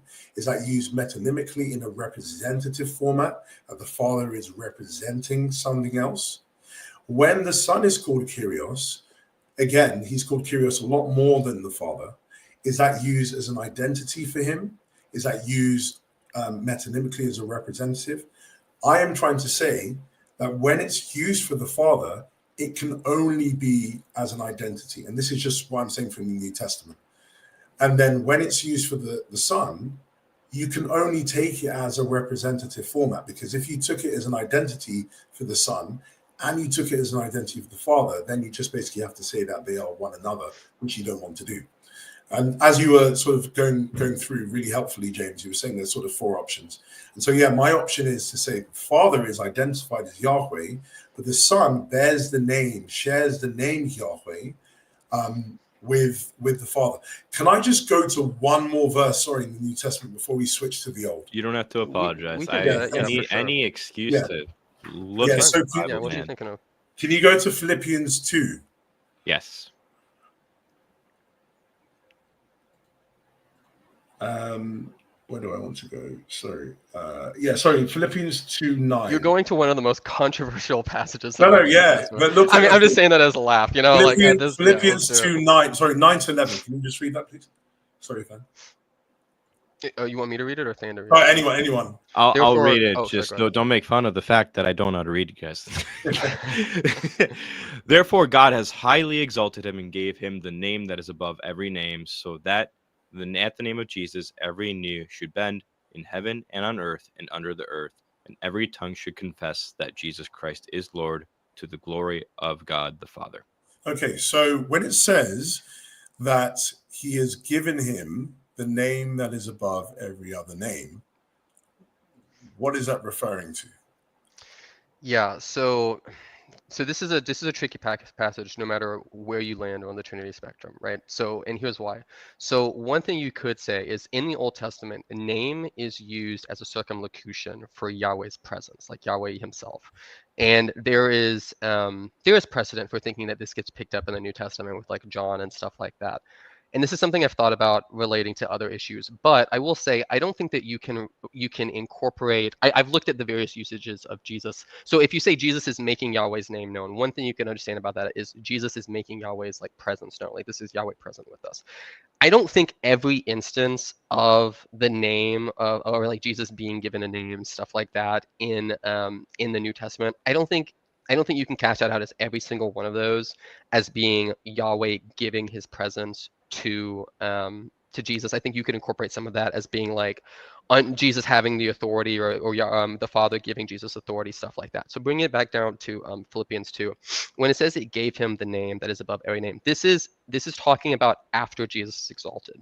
So if we think Jesus is Yahweh in any sense, in any relevant sense, and is name bearing of Yahweh before his exaltation, we can't understand this to mean Yahweh is, or the Father is giving Jesus like his presence or his essence, and it only starts here. In fact, I would say that contradicts the earlier part of Philippians 2, which is talking about Jesus, in the form of God, do not count equality with God stuff to be asked, is that forth. So something I would take, what I would understand this here, this is what I think is the most plausible way to understand the name that is given him. I think this is talking about like the honor and recognition and like proclamation of the name, like attaching, glorifying the name, giving Jesus these honors on earth and in heaven and stuff like that. Because if you think that Jesus is being given a name here, not just in honor, but like bona fide, this is the first time he has the name, I'm going to say that's contradicting stuff in the Gospel of John. That's going to probably contradict the divinity in Christ in general, so on and so forth. Does scholarship agree with you that? On this specific thing, so to some, yes. So what's that book you guys are always talking about? In Incarnate Christ and His Critics, the book that I know Than and Mike have referenced several times, that what I just described about that being given like his honor and things along those lines, that is the view that they take. Now, when I've looked at a good deal of scholarship when it comes to Philippians 2. Most of the stuff that I've been interested with it is that first section about the form of God, equality with God. Like that's a whole rabbit hole. So as far as I know, but here's the thing. Even with that area, like it's hard to get scholars to be consistent on like even interpreting that stuff. Like this is like a really contested passage. So I don't know precisely what the. So for example, when Richard Borkham says. I'll just quote, I've got it up here in front of me. He says, the name that is above every name given to the exalted Jesus is Yahweh, not Lord, which is not the divine name, but a conventional Greek substitute for the name. And I can give you the reference for that later if you want. So when Borkham, do you disagree with Borkham there then? When Borkham says that it's actually Yahweh? So here's the thing. Do you think that this is at the exaltation? Is this the first time that Jesus has that name? Because if so, well, that means the angel didn't have the Yahweh's name in him in the angel of the Lord passages. That means Jesus wasn't making Yahweh's name known to us when he was here on earth before his resurrection and ascension. So I think if you understand, it's giving him his name in the sense of like Yahweh is proclaiming this status that Jesus has, and it's like maybe vindicating his possession of his it name. Doesn't say like that. I mean, that's what I think. That's like a wrangling out of this. Like, let me get Josh, out of if you deny this, you're going to have trouble accounting for the divinity. No, I understand what you're saying. Yeah, I understand what this isn't a my position thing. This is in general as Christians with the divinity of Christ. If you deny that Jesus had the name of Yahweh before the exaltation, we've all got problems. But all I'm saying, I mean, Borkham must see that as well then, because he's literally saying explicitly that it's the name Yahweh that's given there, not Kyrios. I mean, I can grant that. Yeah, I can grant that. So what I'm saying to you is it's literally saying he's giving him the name above all names. Cool. What name could that be? Like, it doesn't seem to be a status. It doesn't seem to be an attribute. Do you think the name is just a title? I'm No, I'm struggling to see how this supports your position. All I'm saying, yeah, because what I'm saying, if it is an identity statement, it's not something that's given to someone. So about Jesus having the name Yahweh. I don't think that when it says Jesus is given the name, I don't think that is setting up like a numerical identity statement in the language of like philosophical theology. Remember what my position is. My position is that he is Yahweh by representation. But not actually Yahweh. The Father is Yahweh by identity. So if he's Yahweh by identity, then he's not given that. If he's Yahweh by representation, he can be given that. Okay, but wait. It's saying that Jesus is given the name that's above all names, then I'm asking you, please, how could Yahweh be a name for identity? I don't think Jesus is at that moment being given an identity statement with Yahweh, and I could say that Jesus is not being given an identity statement. I don't think you understand my position, and I don't think you're arguing in a cohesive or tight manner. So I think that everything you're saying about the Father gives the name, like however we want to cash that out, to Jesus, that gives Yahweh to Jesus, like. In that scenario, I can affirm that and still affirm that the Father does not have like this type of like numerical identity like correlation with the Father, like this just strict identity thing. Like I can understand this as the Father like exalting Jesus, like proclaiming he has his name, like so on and so forth. I can say all that. Let me ask you this, do you think prior to Jesus's exaltation, do you think he bore Yahweh's name? Yes or no? No, I do. Okay, so then you don't think this is literally Jesus giving this name that he didn't already have? What I'm trying to get to here, what I'm trying to get is we have put, let's say, inclinations towards a position that there is a mediatorial role. I don't deny that, Josh. I agree. Jesus mediates between us. Let Josh finish what he's saying really quick, James. So there is a mediatorial role that Jesus fulfills. He also has a name that's given to him, the divine name. If it's at the time of his exaltation or if it's prior to that, what we have here is that there's a contingency with that name when it comes to Jesus. Where is that at all indicated with the Father? Because we've already established that, yes, you even said it as well at the beginning of our discussion, that when, for example, in Annunciation, the Lord is referring to the Father. So can you then show me where I should not take that as an identity for the Father? Because I say I have ground for taking the Lord to not be an identity for the Son. But when you do that, you're shifting the burden of proof. I don't have to give the argument for why you can't take that as an identity statement. You're putting this forth as an argument, so you have to give the argument that it is an identity statement. Then let me finish. Let me finish. You seem to be sourcing the justification of this identity statement in this type of contingency between Jesus having this name in whatever sense it is, and the Father being the one who gives him this name. However, I could grant that, okay, there's a contingency between Jesus having this name, which again, I don't think it's like him having this name in the sense of like any sense whatsoever, because that would again be really problematic. I could grant that there's this contingency here, and I could still say, okay, Father, Son, Holy Spirit, they are all parts of the one God. And I would point out that is a view taken by guys like Hasker or Kirshner. They're going to affirm that there's a contingency relationship between, or dependency between the Son and the Father, and they're still going to grant that like now what I want to do, what I want to do, please, is just show you why you cannot do that with your position. Because I was trying to say at the beginning that your position doesn't seem to make sense. So you say that the Trinity is Yahweh, okay? That is one of the positions I put on the table. Okay, but just go with the first one. Cool. Okay, we can go to the second one after. So the Trinity is Yahweh. The Son can be called Yahweh and the Father can be called Yahweh because they're parts of the Trinity. Is that accurately representing that position? I think that's a pretty decent representation. Okay. Yeah. Now, my question to you would be is, so let's say we have the Trinity.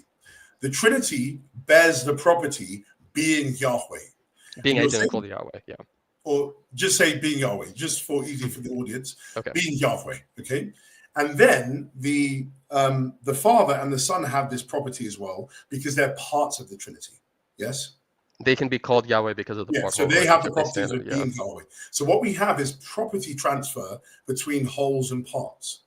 But then the problem that you have... It's not property transfer. I'm not saying the Father, Son, Holy Spirit have the same property that the Trinity as a whole does. I'm saying they have. Okay, I'm just making sure that. Okay, I'm just saying in that specific sense of being Yahweh is transferred from the whole to the parts. Yes. But so long as being Yahweh is understood, because I don't think the Father, in my view, in this one that we're talking about here, it wouldn't be the case that the Son is Yahweh in the sense that the Trinity is Yahweh. So it's not that property is then being transferred to the Son. Okay. I want to make sure we're clear on that. Yeah. Now, my question would be: what is your principle for property transfer here? Because if you're happy to say that the Trinity can bear the name Yahweh, and the parts, the Father and Son can have it because they're parts of it, what is your principle to stop other properties from going from the parts to the whole? So, for example, the Father is a person, the Son is a person.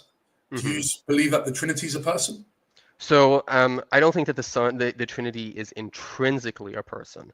So for instance, someone like Chad McIntosh has argued that like Trinitarians could think about God as like a group person in which you have three intrinsic persons who constitute one group person. But setting that aside, like it seems like your argument is, hey James, if you let there be like this transfer of properties in one sense, like if you grant like, okay, these guys have these properties in one sense, therefore they have that in virtue of the part whole relationship. Therefore, just any part. Therefore, that's gonna lead to this kind of. No, I didn't say that to you. Okay, so then set up your argument because what I was saying to you very clearly is that what's your principle to stop certain properties from moving from the parts to the whole? Because you say that the whole bears a property that the parts have. Okay. So no, I explicitly denied that. I don't think you're listening. I explicitly denied that. Yeah. This might be helpful, Josh. Can you, and maybe I'm just off in understanding what possibly your argument might be here, but can you give an example to James about what one property is from a part to a whole that he would want to limit? That would almost be like a counter example to what he wants to. You get what I'm trying to say? So I was just saying very clearly that you don't want to say that, for example, the Trinity is a person.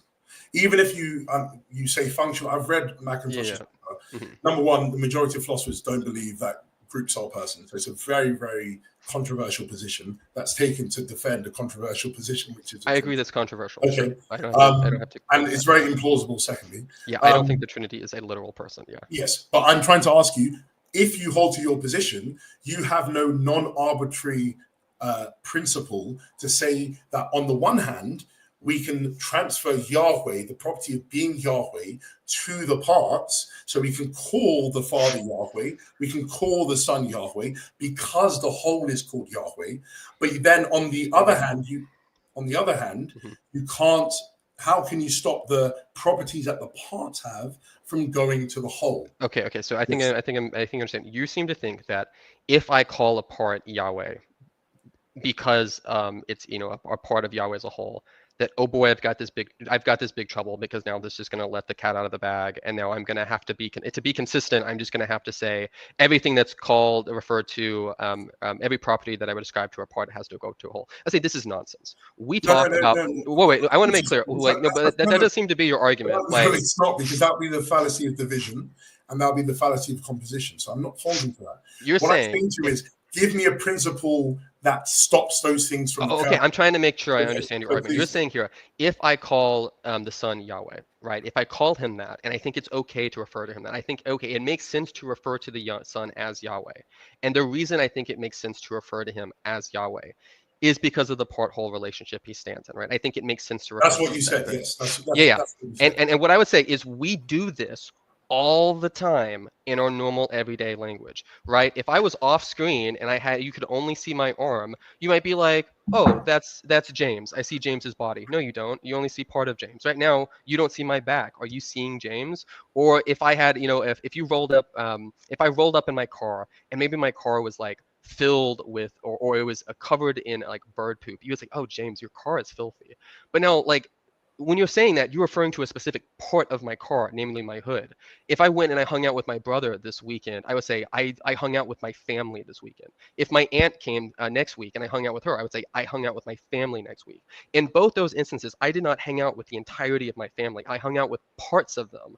And because that, we can have this part whole language. If me and you go to a pool party and you see me chilling in the pool from, the shoulders up and I'm drinking a beer, you'd say, James is in the water already. But not all of James, only part of James. Like we use language of the whole to refer James, to I'm not debating all the time. I'm not debating. No, but it is. It seems like you seem to think that if I do this, I'm just like going down this rabbit hole. No, I'm just saying that. But then, how do you stop? So, for example, if I said to you, if I cut my finger is a thing that bears the property of being cut. But I can also say, oh, I've cut myself. Okay, I'm talking about myself, the whole itself, which is bearing the property that the part has. Now, what I've had there is a transfer from the part to the whole. Now, I'm asking you this question, please. If you take a part-whole relationship to the Trinity, then how do you stop property transfer of properties that you do not want the whole to bear? I don't need some set of necessary and sufficient conditions. In which case, these are the instances in which it makes sense to refer to the the part as this. Therefore, I can refer to the whole as this, so on and so forth. Like I don't need to set up this set of necessary and sufficient conditions and have this philosophical system. One second.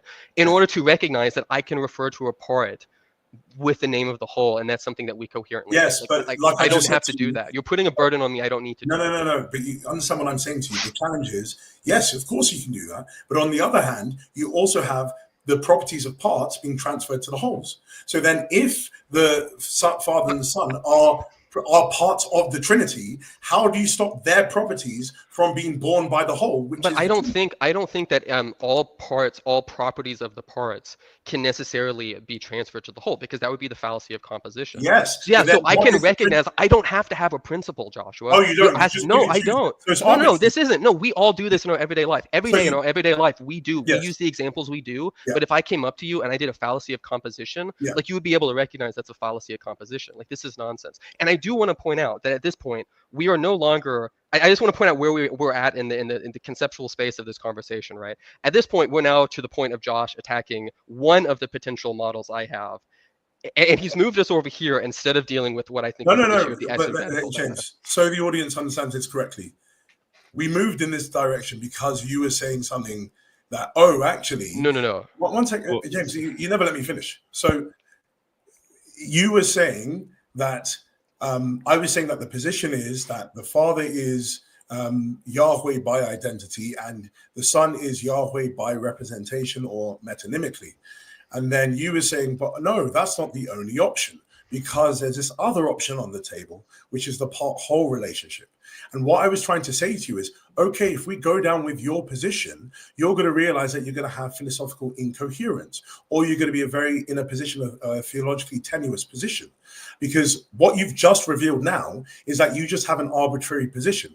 You pick and choose which properties, when normally, actually, why we would not have the fallacy of composition applying in certain instances is because of the type of properties. So, for example, you have distributive properties. That's why we'll say certain distributive properties can go from the parts of the wholes and others can't.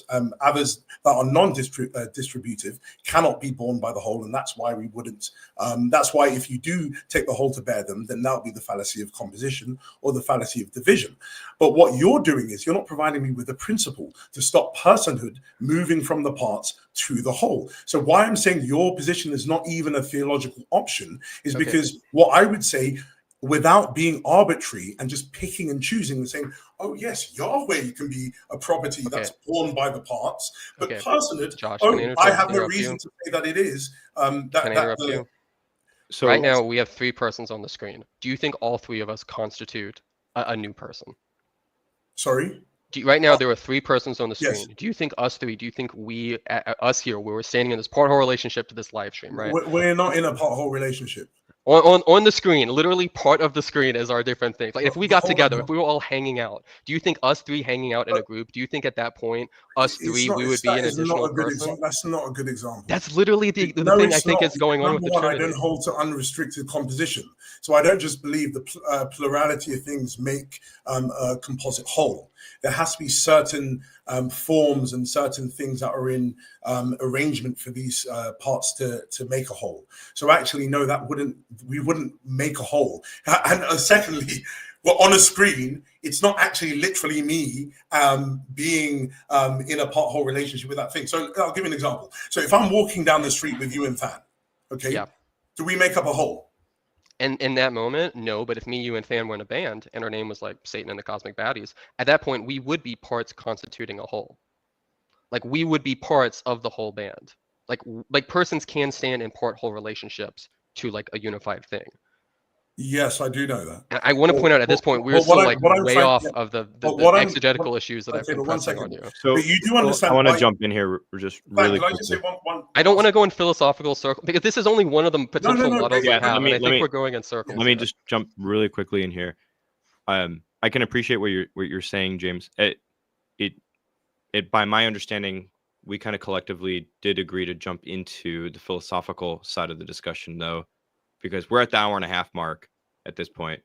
If we were going to spend more time on the exegetical arguments, we probably would not have time to get into the philosophical. Okay, then that just frustrates me because when we organized this, Josh said, make a list of your objections that are the most central, bring those up, and then after we're done, he'll take swings on my view. I presented one of my exegetical problems, which is not even the most dire to his thing, and then he asked for us to go over here and to briefly like talk about this, and now we're doing this, and like this isn't even like my main point. Like I could grant Josh all this, and it wouldn't even overcome what I see as to be like the major problems with this thing. Like this is just one part of the exegetical data. So tell you what, yeah, go ahead. But you have to understand how we've got to this point. It wasn't because I just randomly said, okay, let me start talking philosophical. It's because you were saying that your position is another option someone could take as an interpretive position for what I've been saying. What I'm trying to say is I'm trying to close the door and say, no, it's not, because it's theologically tenuous to take your position. And your argument for why it's theologically tenuous is that if I think that in any instance I can refer to a whole with the same name as, if I can refer to a part as the same name as the whole, and if there's ever an instance when I do that, then in order to do that, I have to come up with this like intense, like nuanced philosophical position of how in any instance I could ever make such a distinguishing. Like that seems to be your argument. You're obviously not representing what I said. What I'm just saying, I've said very easily, what is just your reasons that you would say that whatever properties that the parts have, they are not transferring to the whole. Because for example, Craig himself took this position on himself, and he said that the Trinity is really divine, and the Son and the Spirit are not divine. And so what he said is that he was giving a reason, because he was saying, well, actually, there's unique properties that are born by the Trinity, which are not had by the parts. What I'm trying to say to you, that's what I said, Josh. Okay. This. Now, one second. So what I'm trying to say to you is, because you're allowing properties to flow from the whole to the parts. I'm not properties, language. That's what I've been trying to get you to understand. It's not property. No. I'm saying we can use the same language that we refer to the whole, and we can take that language and apply it, because that's normally how we talk. You can transform that into property language. So when you have the property of being James, even though you have the name James, you also have the property of being James. I have the property of being Josh. It's just a characteristic that I have. So what I'm saying is that there is a property that the Trinity bears, which is being Yahweh. And you say that can then also deal with the problems of the Father being called Yahweh and the Son being called Yahweh, but they're not identity statements. Because actually the reason why they're called Yahweh is because they are part of Yahweh. That's one of your options you took. So what I was saying to you is, well, okay, then, if that's the case, then how can we stop things that we don't want the Yahweh or the Trinity to bear? How can we actually stop that from moving from the parts to the whole? You were saying, I don't need to go and tell you that. I was saying, well, you sort of do, because without being arbitrary or ad hoc, how could I then say, well, okay, personhood is... Can I ask you a question?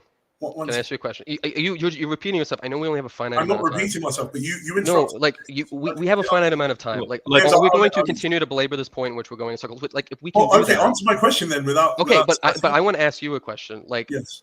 do you agree with me that there are instances in which it is appropriate to refer to a part with the same language we refer to the whole as?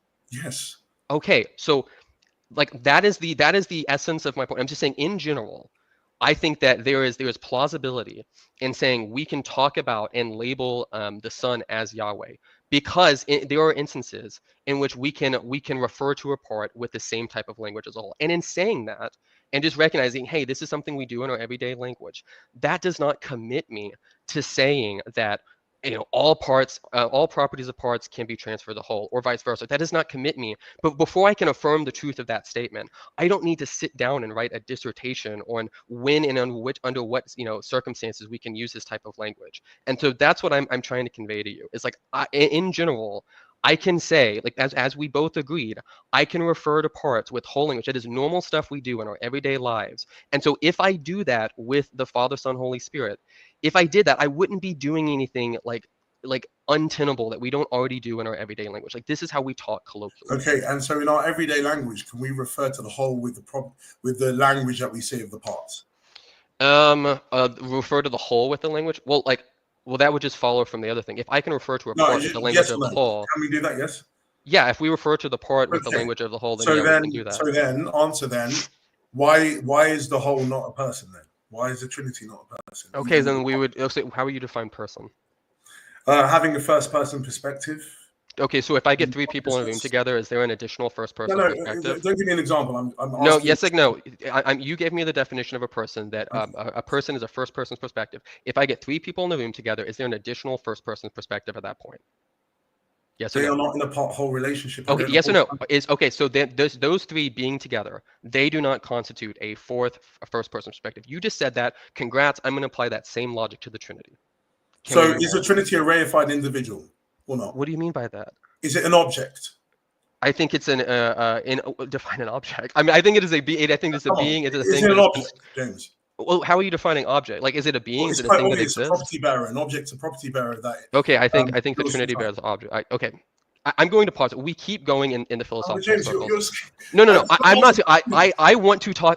When I had a conversation and when I posted my video, I was explicit that the most important thing to me is the biblical data, and I made explicit that this model is only one. And tell you what, if this is what it takes to get you to focus on the exegetical data, wait, don't interrupt me. Wait, please. If this is what it takes, listen. We are starting to cross into the engaging of the fisticuffs.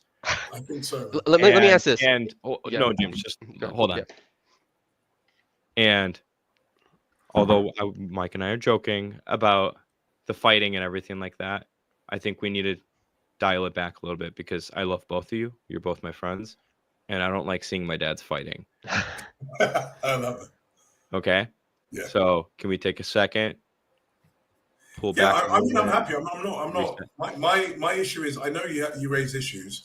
But you also in that video said that your model is the model that you should adopt. You were saying, it doesn't have these problems. Yes, but you also, before you can even use this as an exegetical option, someone has to be able to say, number one, is it coherent? Now, for me, your model doesn't seem to be coherent, or at least it's not cogent. Because what you're not doing for me is that you're not providing me with any means to escape heretical positions, such as there being four persons, which someone has to be committed to in your view. Because you, as you were saying, the Trinity is an object. That means it bears properties. Okay. Now, if three of us are in a room, James, we're repeating the same thing. We just have limited time. I'm not repeating. I'm trying to finish a point, James. I've addressed this point though. I've addressed this multiple times. And we'll be lovely. Just let him finish his thought. So you gave the example of when there are three persons in a room, okay? But these three persons in a room do not constitute a reified object over and above those three persons. There is no reified thing over and above them. You believe that there is a reified thing above the Father, Son, and the Spirit. So there is that question of, Does this reified thing, who has these three individual persons as parts, does it also have the property of being a person? That was my question to you, and you failed to answer it. So for me, I would say that there is no non-arbitrary reason to say that the Trinity itself is not a person. And that's why people like Chad McIntosh have had to go and further precisify what the meaning of a person is, to say, actually, yes, it's a group person, not an intrinsicist person. But you're trying to say, no, I don't even have to give you any reasons why this is the case. So I'm saying your position isn't an option, because a lot of the properties that the parts have is going to be borne by the Trinity. And that is going to be problematic. It's going to be a position which is not cogent. And so it's not even an option on the table. Mine is an option on the table, which needs to be further evidenced. Okay, can I ask you a question? So is it your position that if I affirm that the Father, Son, and Holy Spirit, if they are parts of the Trinity, is it your position that logic that entails that the Trinity is a person? No, it's not at all. Okay, so then my option does not entail what you just said. Okay, so it is possible for this to be a coherent model. You may say it needs more philosophical work. Okay, if you let me. Is that right? So long as you have a non-ad hoc or arbitrary reason for personhood not transferring to the whole. Because as we already said at the beginning, we said that properties transfer from whole to parts and parts to wholes. So why is this specific property of being a person not transferring to the reified Trinity? So I've addressed this, and we keep going in circles. How so we can. I have it. If I answer that, we're just going to keep going in circles. No, just answer. So are we going to? I have addressed that by specifically. I asked you what does it mean to be a person, and then we talked about how if you just put three persons together, that property of what is required to be a person, that doesn't generate. And whether or not those three things constitute a whole. It seems like you're implying that if three things that are persons, if they constitute a whole, that entails that the thing they constitute is a person. And I don't see any reason why that would be entailed. And so I just don't think that the incoherence you're pushing on my view, on this one option of my view, is actually there. And we have been talking about this for a hot minute. So, and there are other topics I really think we should talk about, because I do think we're going in circles. Guys, would it be fair? Would it be fair to say this? Josh, would it be fair to say that from where you're standing, there's a logical possibility for the range of models that James is putting up, so long as, let's just say, hypothetically speaking, a month or two from now, James comes back and says, hey, here's my way of non-arbitrarily taking care of this problem. Here's the principle to demarcate between transferable and non-transferable properties. If it worked, what would you say? Oh, okay. Then I would just say, well, you need to not just do that for personhood, but you have to do that for other properties that the parts have that you wouldn't want the whole to have. So the whole issue generally would be, if you take a part-whole relationship, you're going to have this property transfer problem, where the parts that are unique to the father are going to have to be borne by the whole. So, for example, the father has the property of being unbegotten. Okay.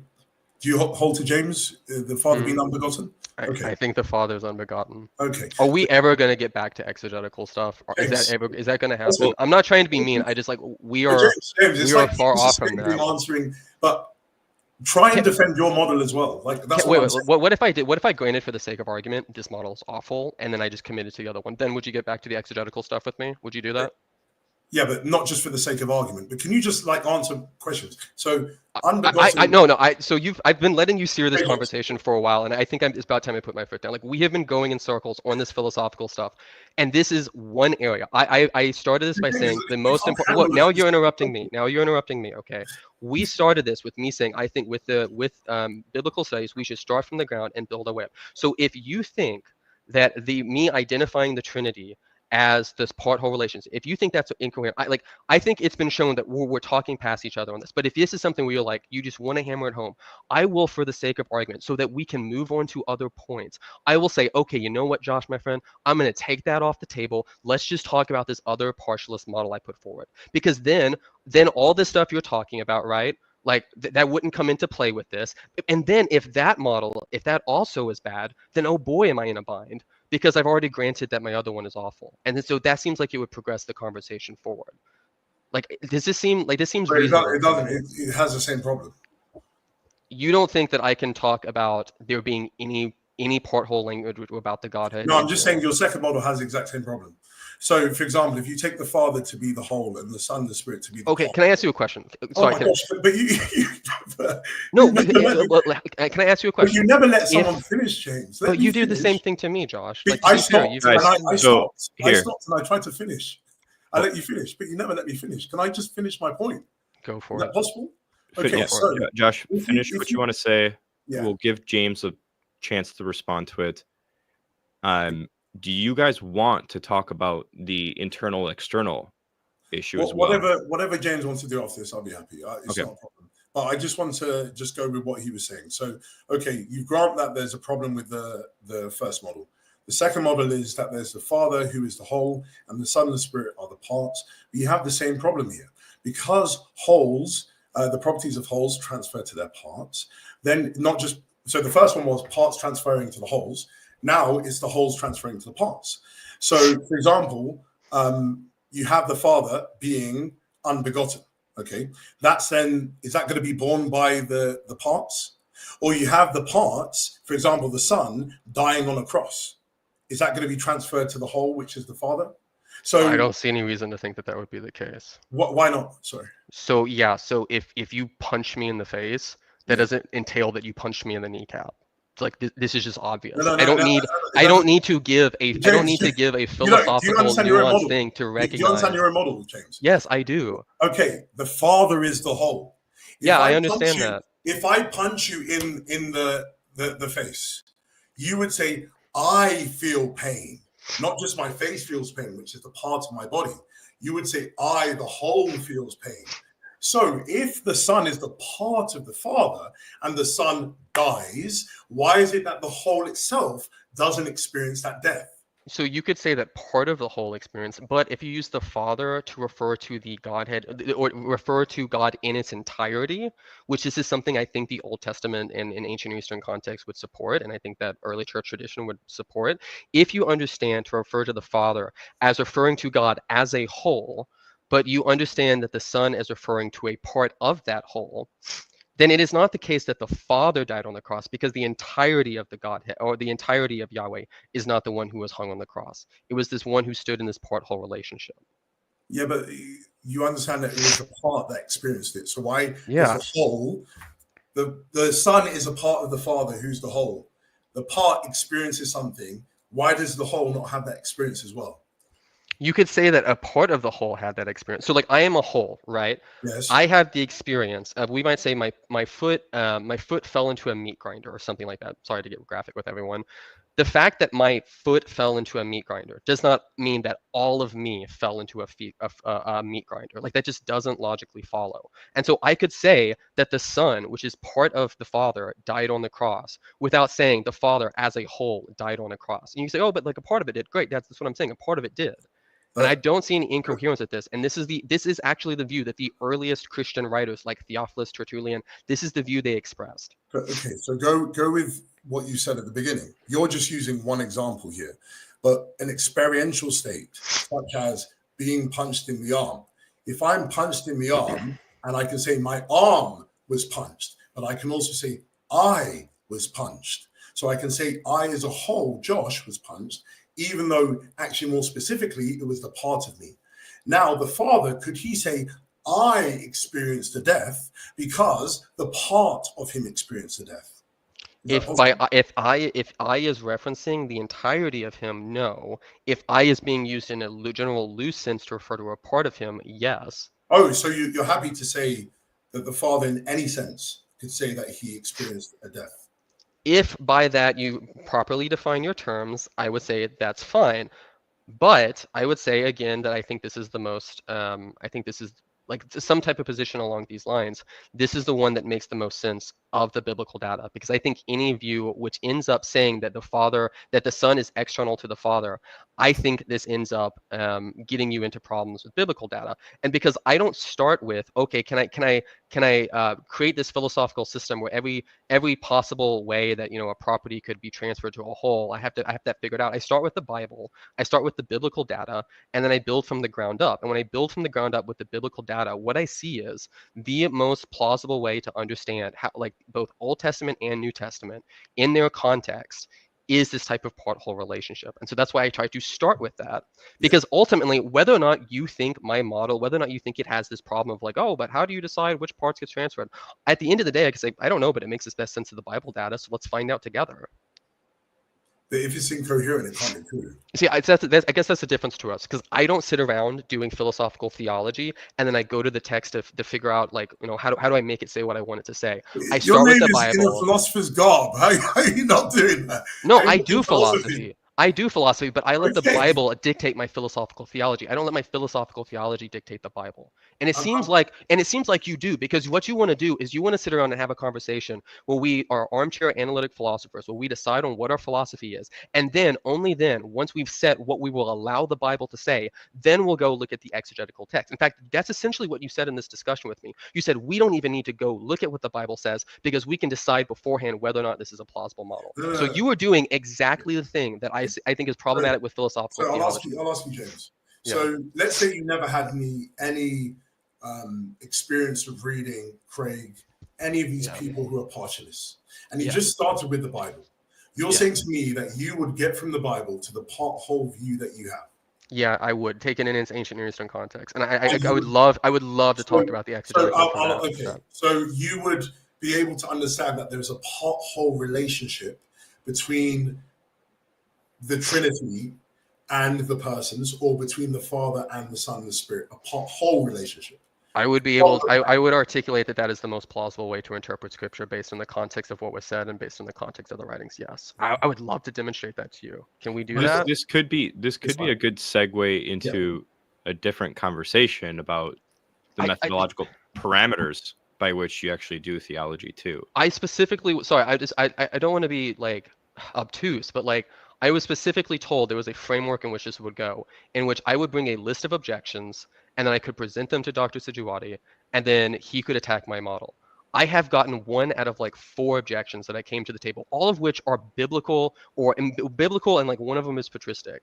And it's like, if we want to change the format, that's fine. I just want to point out that is what's happened at this point. Like, we're not debating the thing that I thought James, we were coming here to debate. But do whatever you want. I'm happy. All I was just trying to say is that the way that you attacked my position was by saying that it's not the only way in which you can interpret the passages that I was bringing. So we did start from the Bible with my position. It wasn't philosophy. How it went to philosophy was because I was saying, actually, yours is not even a plausible option on the table, because it's going to be, if you do hold to your position, it's going to lead to a theologically tenuous position. That was what I was trying to demonstrate. But I'm happy now that we can just move forward. But I just feel that you haven't sufficiently answered any of the objections I brought. I think I have. So, and since at this point, if I think I have, you think I haven't, we're just going to keep repeating each other. James, you stomped your feet and said, I don't need to give any principled reason why X, Y, and Z is like this. That's literally your answer to me. That's all I've had. You haven't given me any reasons. That's not all I've said. But even right now, we're still going in circles. Like if we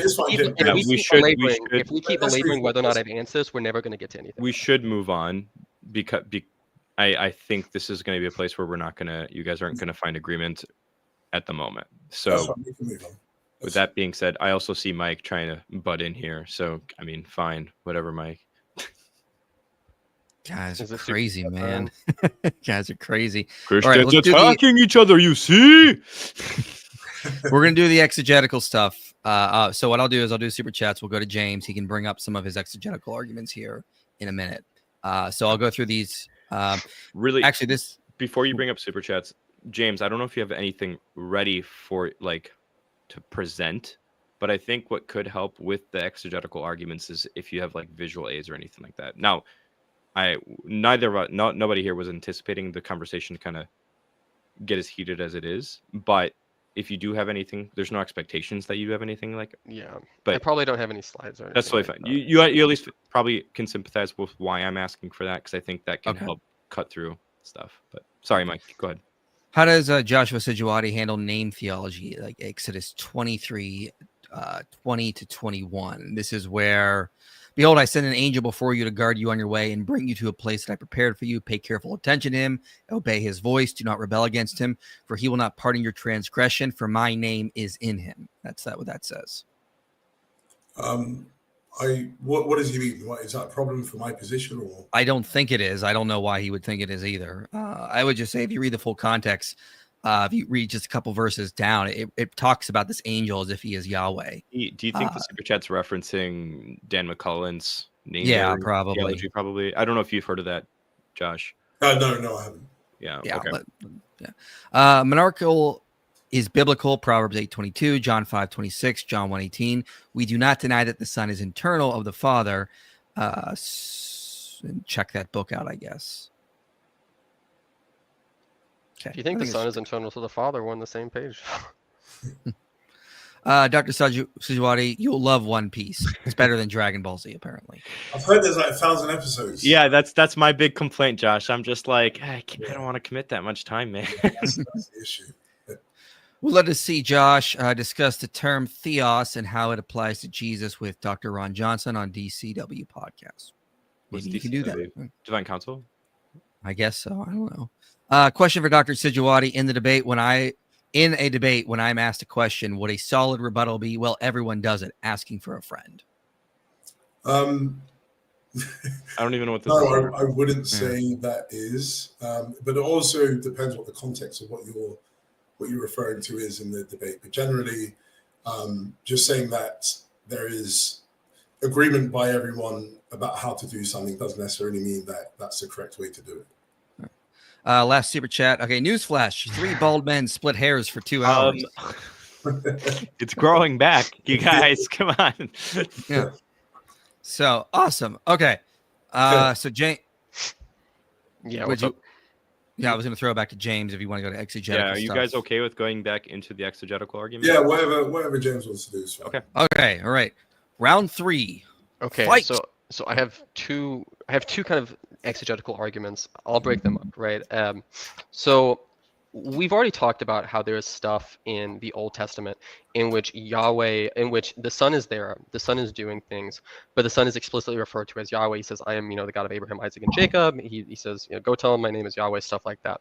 What I'm going to say is that in these instances, the previous objection that I raised, that is going to have the same issue here. And claiming that all these passages, that these are just metonymical, they're metonymical passages about the Father, but when it comes to the Son, like, it's identity about the Father, but all these statements in the Old Testament, these are just metonymical about the Son. I'm going to say that in these Old Testament passages, there's nothing in the text to indicate that the author of the text or the people in the story would have thought that the person being referred to as Yahweh is not actually Yahweh, but just some super special agent of Yahweh. There's nothing in the text itself to justify that. And then the second thing I want to press on this is that this view, that this idea of like, the Yahweh that's referred to is not actually Yahweh, it's Yahweh's super special agent, but like not really him. That view is almost certainly not in line with what the original author intended. To see why, imagine that you were Moses and you're out tending sheep and suddenly, boom, there's a burning bush. You approach the bush and you see a figure within it. The figure speaks to you in the first person saying, I am the God of Abraham, Isaac, and Jacob. He tells you to go tell the Israelites that the God of Abraham, Isaac, and Jacob appeared to you. He says straightforwardly that his name is Yahweh. When you walk away from that encounter, why in the world would you conclude that the figure you just saw was not actually the God of Abraham, Isaac, and Jacob? What reason would you have to think that despite what that figure said explicitly, he was not actually Yahweh? You wouldn't have any reason to conclude that. You'd be walking away thinking, yeah, Yahweh just appeared to me. And when you tell that story in your community, they also wouldn't have any reason to think otherwise. So when the story gets written down, either by you, Moses, or someone else in the community, it's almost certainly the case that the record will reflect what everyone believed, which is that Yahweh appeared. Not just Yahweh's super special agent who isn't actually him, but Yahweh himself.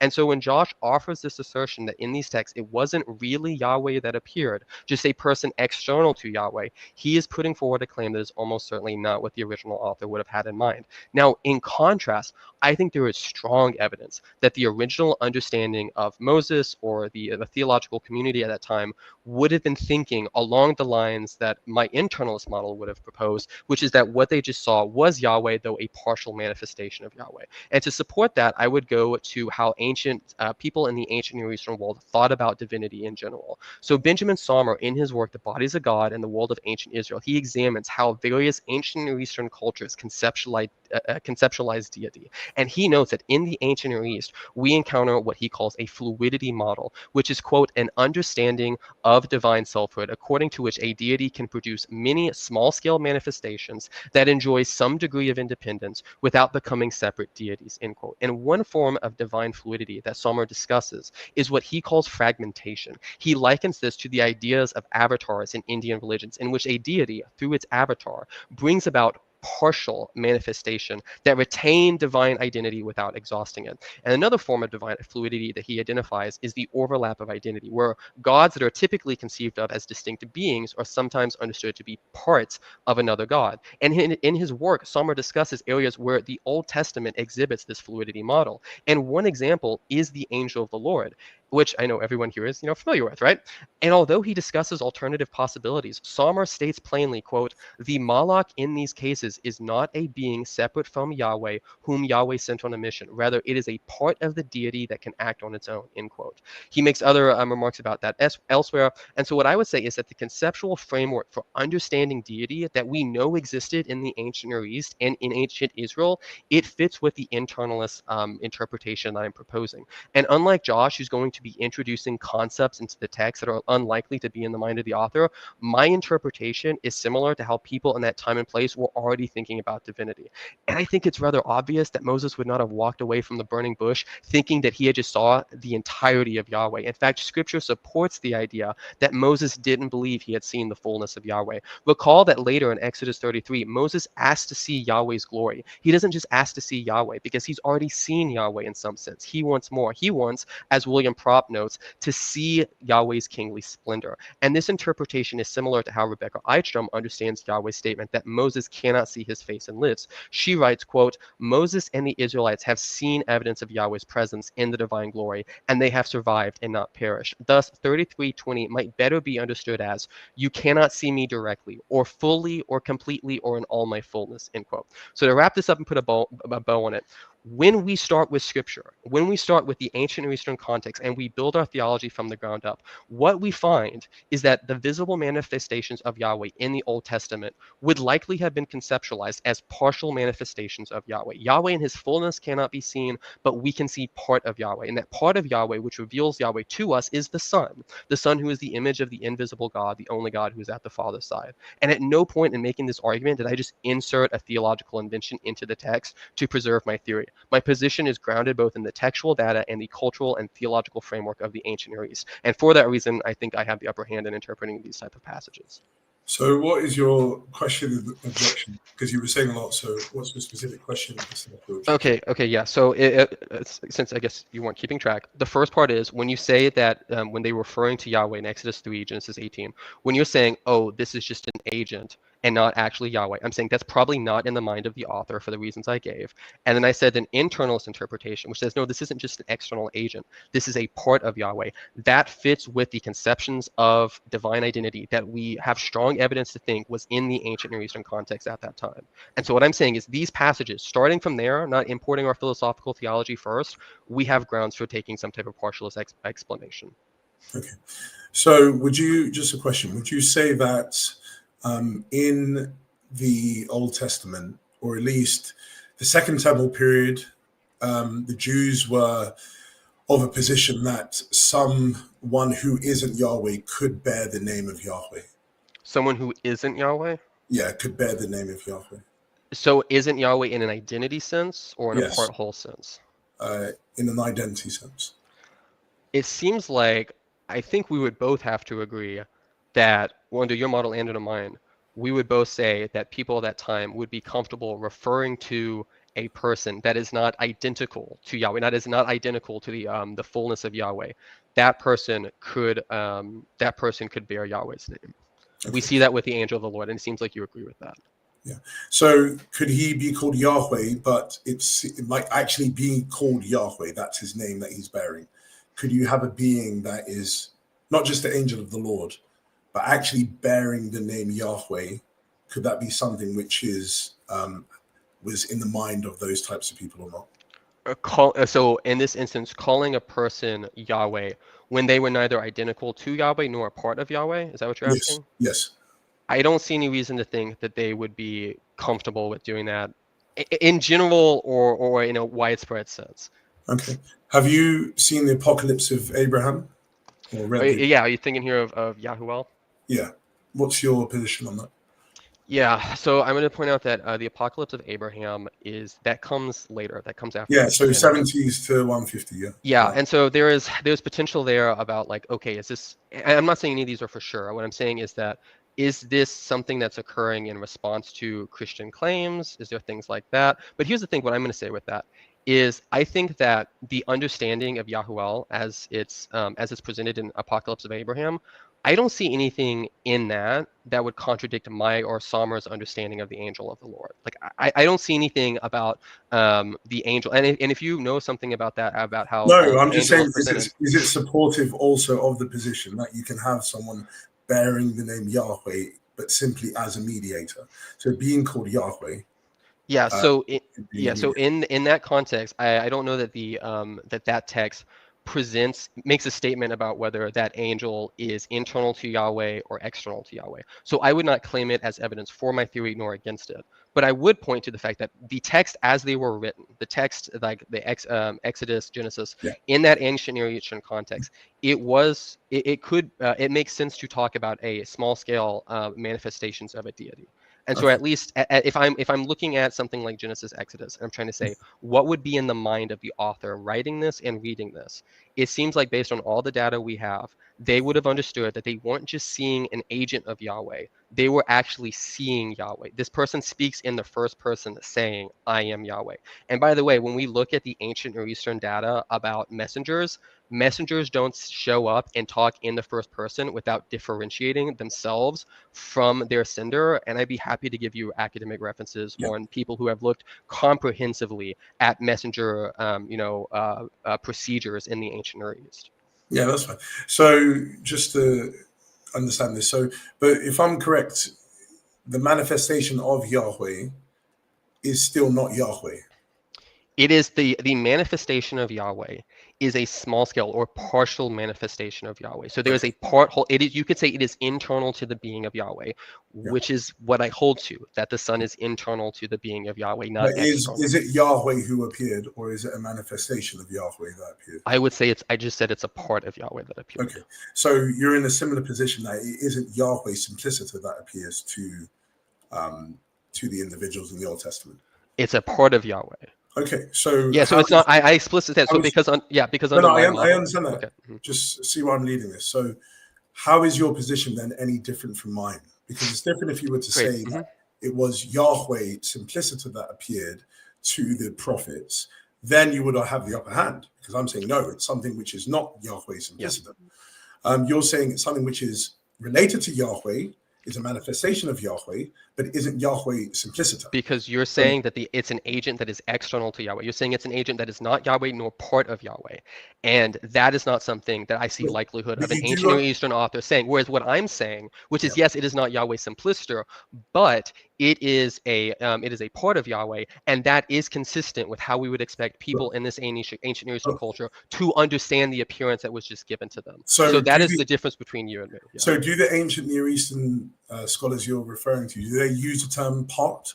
Yes, I can give you specific quotes from Benjamin Sommer. And in fact, I did give you a quote from Benjamin Sommer, who specifically refers to the angel of the Lord as a part of the deity. And I can give you other examples as well. So I'm just going. So manifestation and part, they're synonymous. Is that what you're saying?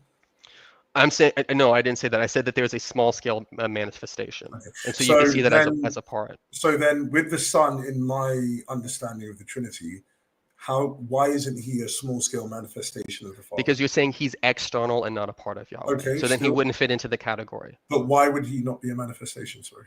He's a manifestation, but he is not a partial manifestation of the. So you're saying that manifestation, it's not just that, okay, there's a being here who's like made its presence known. The idea here is that you're saying a non-Yahweh and non-internal to Yahweh agent is the one who did this, right? Like it's the difference if I said let's say like you have a screen door and all that you see stick out is like my arm. You would say you saw James. If you knew it was me, you knew my arm really well. You could say it was me. You could say, oh, that's James, even though you might not know that. Even though you might say that, even though it's the case that you're not seeing all of me. But now suppose a woman No, stuck no, her I wouldn't. arm out. I don't grant you that at all. I don't. You don't think if you stuck your arm out, you'd be normal to say I saw James? No. If I saw your arm, I wouldn't. If I saw your arm, you're not really at a precise level. In loose speech, you're saying you saw James. Yeah, but that's what I'm saying. Loose speech. These are ancient Israelites. They use loose speech. Like Okay, they aren't philosophical theologians. I know. I'm not saying they are. But what I'm trying to say to you, if you're trying to be precise, because you're saying that manifestation is related to this idea of a part-whole relationship, and so you're being precise in your language. What I'm trying to say to you is, why cannot manifestation also be extended to something which is external? Because what I'm trying to get to is you're trying to just pigeonhole manifestation to be part of something. No, okay. So when I use the word manifestation, so let me make sure I understand. Is it your understanding that in this context, let me ask you this. Do you think it's likely that when Moses was walking away from the burning bush, do you think it's likely that Moses would have thought that he had not actually seen Yahweh, he had just saw an agent? Do you think that that's likely? No, but you got to understand. Well, why not? Why would Moses not think that was likely? Yeah. So again, from the Bible, we have a teaching which says the disciples say, show me the Father. Well, he says, no, when you've seen me, you've seen the Father. Because what he's trying to say is that his presence is sufficient for you to have the presence of the Father. So there is no actual difference in meeting him from meeting the Father. But that's compatible with my model. And you didn't answer why. Leave your model. One second. Wait, but you're going away from the Moses example. So you admit Moses would not have walked away thinking that he saw just an agent, right? If I can speak, please. Slow down a little bit again, guys. Come on. I'm just trying to, because you cut me off and I'm linking something. So what I'm saying to you is that the Son is defined in a way as the full revelation of the Father. Angels and angel representatives in the Old Testament weren't full representations. What I'm trying to say to you is that the Son is the full representation. So it could easily be that Moses meets the Son and he would take that to be like meeting the Father. Because that's literally what Jesus is saying. He's saying, if you meet me, if you've seen me, you've seen the Father. There's nothing behind the back of the Father that you haven't seen with me. It's revealed fully. So what I'm trying to say to you is, you're trying to say that there is this cognitive state that they would have been in of when they saw, in my model, when they see when they see Yahweh, and I'm saying that is the Son, but the Son is Yahweh by representation. I know what you're saying, but my question is that what the author would have intended? That's what I'm trying to get out here. Yeah, because we can retroject theology into it, but what I want to know is, what did the author originally intend, and then can we have a model which preserves the original intent? Okay, good. But what I'm saying to you is that you are doing that as well by using part-whole language. So wait, part-whole language, that's not something that's like unique to like modern philosophical theology. Like people have thought about parts and wholes since like probably the dawn of time. And this concept that I'm talking about, and the reason I drew on the work of Benjamin Sommer is what I'm saying is this way of thinking about things, because it was present in the ancient Near East. I'm saying this is not implausible to think that Moses walked away thinking something along the lines of how I'm interpreting this. And the reason I'm asking you is, can you ask me? Can I ask you some yes or no questions just so I can get like a vibe check about where we're at? Yeah. You don't think Moses walked away from that conversation thinking he had just saw an agent? You don't think that would probably be in his mind? Not a mere agent, no. Okay, no, but not just an agent. Do you think he walked away thinking that he saw Yahweh in some sense, or that he just saw an agent who wasn't actually Yahweh? Which one of those do you think is more plausible? If you're Moses, you've been tending sheep and you just had this experience. I believe that he would have left that believing that he had been in the presence of Yahweh. Okay, like actually Yahweh, or just an agent of Yahweh who's like really, really similar? Which one of those do you think he would have had? Well, I don't think I can cognitively analyze either of those situations, because if a guy shows up into you in a bush and says, "Hey, I'm Yahweh," you don't think you can speculate on whether or not the guy walking away from that would have thought he saw Yahweh? If you let me finish, What I was saying to you is that in that situation, it doesn't indicate either your position or mine. Because what I'm trying to say to you is that the Son is the full revelation of the Father. So in that situation, he would leave in the same cognitive state as if he met the Father. That's my whole point of what I'm saying. So you're not proving anything by saying, oh, would he have believed that he saw an agent or not? If he just saw the angel Gabriel, for example, the angel Gabriel is not the full revelation of the Father. So he would see, okay, there's someone here who's similar to Yahweh maybe, but he's someone who's not like Yahweh, truly. But when you meet the Son, you meet the full revelation of God, of the Father. I don't think you're wrestling with the nuance I'm pointing out here, which is I think your interpretation is going against what the author of Genesis, Exodus, all that, like what I'm saying is your interpretation is one that is in contrast to what that person in that context likely would have had going on in their mind. And so what I'm saying is your way of interpreting that is therefore worse than an interpretation that is plausible in light of what we know about the situation in the ancient Near East. And you can say, okay, well, listen, under my model, this is a revelation. But I'm saying that's not in the mind of the author. So let's find a theory that goes. Well, what I'm trying to say to you is that actually the more simpler position would be to say that they believe that they saw Yahweh by identity. I think you're in the same position. No, I am not in the same position. But you are because that's why I cited Sommer in the data about ancient Near Eastern conceptions of divinity and manifestation. If I say, is there a cognitive difference between me seeing your arm that you said that you bring into the room and me seeing you fully? Is there a cognitive difference as far as what's going on in their head, or like the sensual experience? Because yes, there's a difference. You would say I saw James and I saw James, but is there a cognitive difference in those two experiences? As far as like the experiences, the quality I'm having, yeah, there's a difference. Okay, so when you are then having a situation where you have a part of Yahweh and then you have Yahweh himself, Yahweh simplicity appearing, is there a cognitive difference?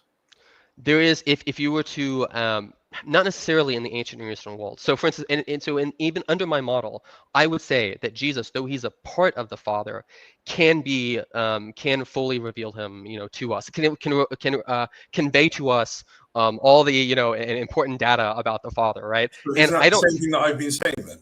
No, but here's the thing: is what I'm saying. You're saying it in a way that contradicts what an early author of Exodus would be saying. Because an early author of Exodus, it's not likely that they walk away from that thinking, I only saw an agent, I didn't actually see Yahweh. But what I've done is I've cited ancient Near Eastern data and studies to show that they would have likely been walking away from that, thinking that they did see a partial manifestation of the deity. Like that's something that they would have been thinking about. One second. So you cited one scholar, and the same way that you dismissed Borkham's point of Yahweh being given, the Son being given the name Yahweh at that point, I can dismiss the same thing with yours. You gave one scholar. I don't believe it's enough data to evidence what you're saying.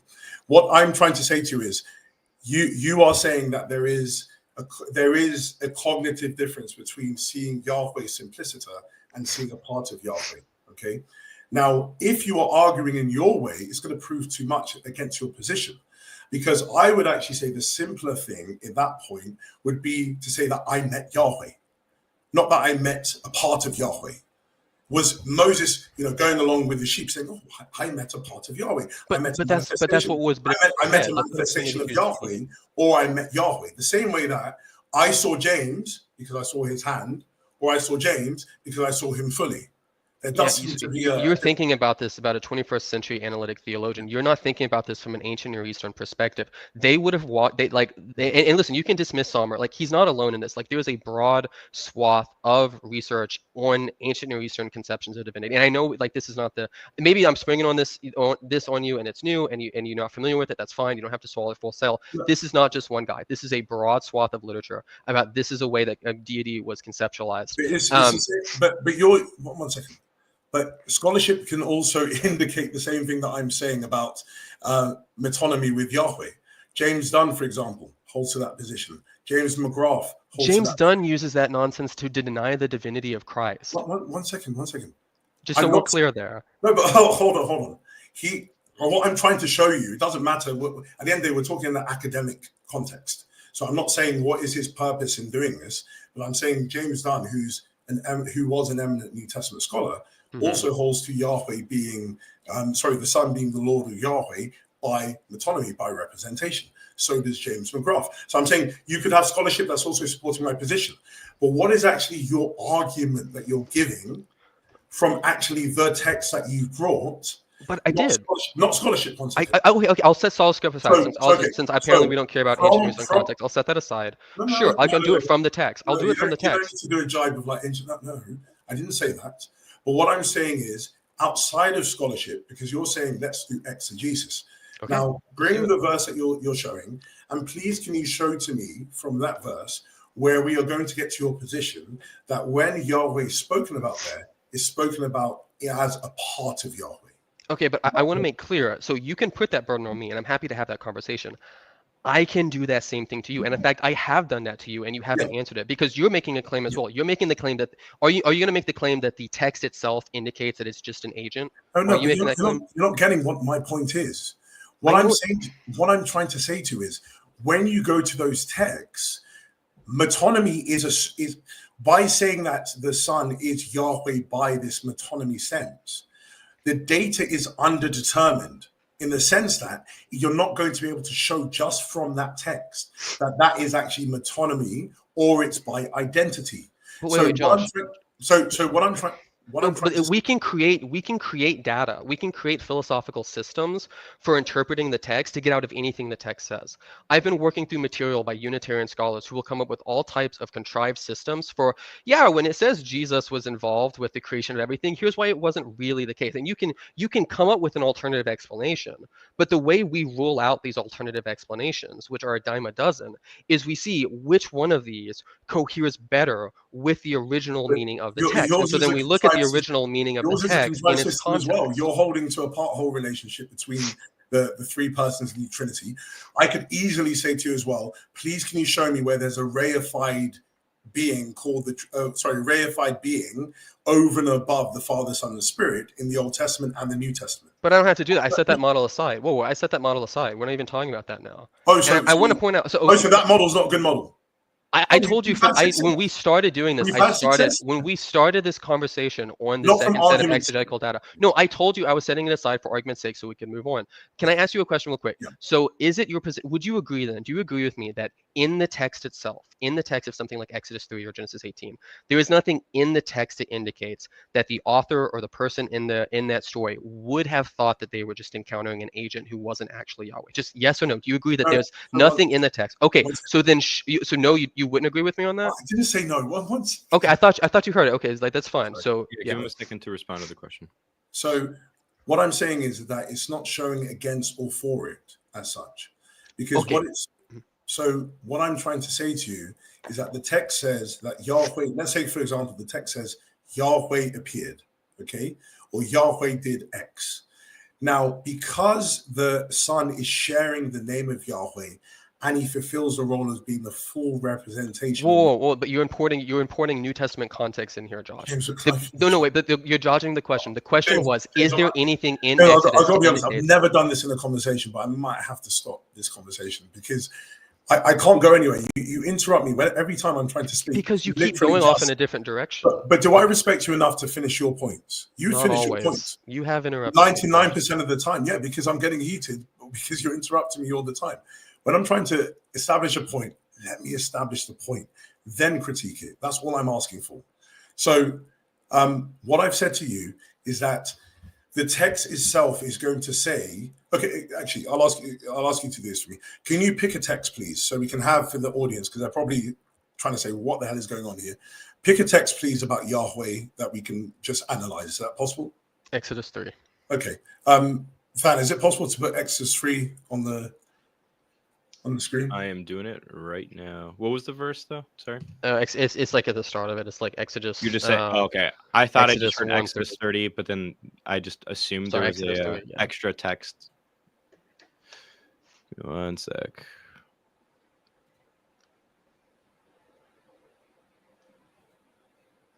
Gotta move this over here. Boop. There you go. Okay. Is that a specific verse? Sorry. Oh, it's 3. It's 3. Not 30. So Starting at. I've got really bad eyes as well, so that's why No, I you're always ask good. you guys to read. You say 3 or 30? I heard 30. It's 3. 3. Oh, okay, sorry. Yeah.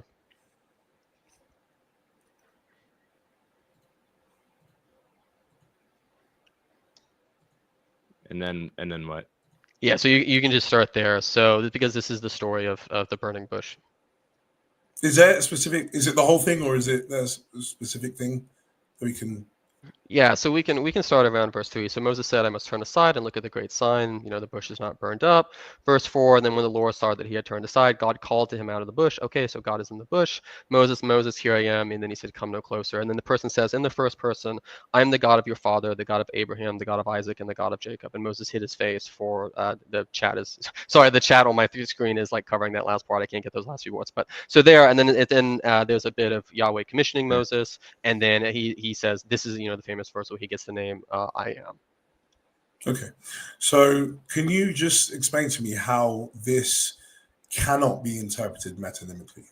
That's not my question. The question isn't whether or not it can be metonymically. The question is, do we have any reasons to think that? Do we have any reasons in the text to think that that was the original indication of the author? So it can be interpreted metonymically. Is that what you're saying? You can come up with all types of interpretations. It's not a matter of whether or not can you come up with an interpretation. It's whether or not it's a plausible interpretation. Okay. So then I'll just reframe my question. Why is it implausible to take this metonymically? Because I don't think that's what it would have been in the mind of the author. And I'm giving you I'm giving you the answer. I'm giving you the answer. You're asking me, why do I think it's implausible to think this is just an agent? Because Moses just encountered a figure who spoke in the first person saying, I am the God of Abraham, Isaac, and Jacob. This person says, my name is, Yahweh. I am that I am, right? So this person is speaking in the first person. This person, it gives no indication that it's just an agent or just a messenger, which means when Moses is walking away from this, it seems most likely that he's going to understood that he just encountered Yahweh. That seems like to be the most reasonable thing that a person walking away from this encounter would have. I see nothing in here that would give Moses reason to think he had just encountered an agent. Now, you can retro back and you can say, oh, it actually just was an agent and Moses messed up and Moses, got a wrong view here. And we can have that conversation. Like if you want to take the view that, okay, listen, yeah, Moses would have thought about that, but he was probably just had wrong assumptions. Like we can, if you want to go that route, we can have that conversation. But I just want us to get on the same page that like, if an ancient Israelite had this encounter, they're probably going to walk away thinking, they're not going to have any data to walk away thinking that they just saw an agent who wasn't the actual person that said, I am Yahweh, I'm the God. Okay. So when you're looking at this then, so your position is that still though, that it's not actually the God of Abraham, Isaac, and Jacob, that simplicity that appeared. Is that your position? I do not think it is the entirety of the being that is Yahweh, but I think Yahweh is here actually through a partial manifestation. And this is different than saying Yahweh was not involved at all, but there was just a super special agent who's like Yahweh and he's the one who showed up.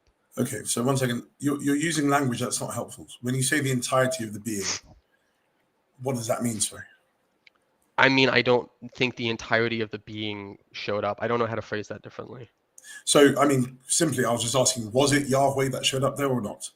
I do think it was Yahweh, but in that instance, it was a partial manifestation of Yahweh. So, for instance, if I stuck my hand into, a laundry machine, you could say, like, oh, why I was in the laundry machine, or why my foot was in the meat grinder. That's the example. You could say, in some sense, that I think the example I gave earlier that was good is that I was in the pool, right? So like, because that's more of language we would use in our everyday life. You would say like, oh, James is in the water, but you would say that whether or not it was just up to my waist, up to my shoulders, or in the entire thing. Like you could use that type of language, but it would be really weird to say that James is in the water when you see me sitting on dry land and there's another guy in the water who just happens to be my agent and I was nowhere near the water. Like that seems to be the difference between what I'm saying Moses would have walked away thinking and what you're saying Moses would have walked away thinking. So you think that Moses would have taken the position that there's something over and above the being that he met from this example? I think he was seeing How can you show that from the text? Yeah, sure. I would say that for a couple of reasons. Two things is because that would be the way. So actually, three reasons. So one is like I think that if any of us had an encounter like that, like we probably wouldn't walk around thinking the burning bush was the entirety of like the concept of the divinity. I think that's kind of obvious, but that's why I cited ancient Near Eastern data to point to this is how they conceptualized appearances of deity. But then I would point to other scripture as well, and I did this way back when we started going down this. I pointed to scriptures where Moses says, "Let me see your glory," which, and I cited scholars for this, and if you want to dismiss them, that's fine. We can have a conversation about that. I pointed out, it seems to me to make sense that Moses is asking to see the glory of God because Moses understood that there are aspects of God he hasn't seen yet, and that's exactly what I'm saying. Moses understands he has not seen all of Yahweh, but he wants to. He wants to see Yahweh's kingly splendor, and that's when Yahweh says back to him, "You can't see all of me and live." Okay, so again, you haven't done what I asked. I said from that text. So without going to other texts, without going to your sort of citing of, you were saying some scholarship. Again, I didn't dismiss the scholarship. I just said it's not sufficient to support your position fully. But I would just say from the text itself there, can you show that there is something over and above the Wait, so I'm not allowed. So Moses has an experience. So like, there's this extended story about Moses and his encounters with Yahweh, and I'm not allowed to like reference something Moses says over here to explain about how he interpreted this thing over here. I asked you to pick. I didn't pick this verse. You picked a verse that was clearly about Yahweh. Okay, so then I asked you. I'm just asking now. Exegeting this specific passage, looking at this specific passage, because you keep on saying to me, would Moses have left this experience believing my position? And you're saying he would have left this experience believing your position. So I'm not talking about another experience. Yeah. I'm talking about. But the thing he says in that other experience, what I'm saying is, I think that what he says there gives us information about how he understood this verse doesn't prove your position then. I think this verse, in conjunction with what we know about the ancient Near East and other things that Moses says, I think this does support my position. And I think that you were trying really hard to get around the fact. I think you know that my view is the most plausible. Moses would have been walking around here. I'm just saying that you don't seem to. You seem to put forward a challenge, but then when you're challenged to actually show I've done it.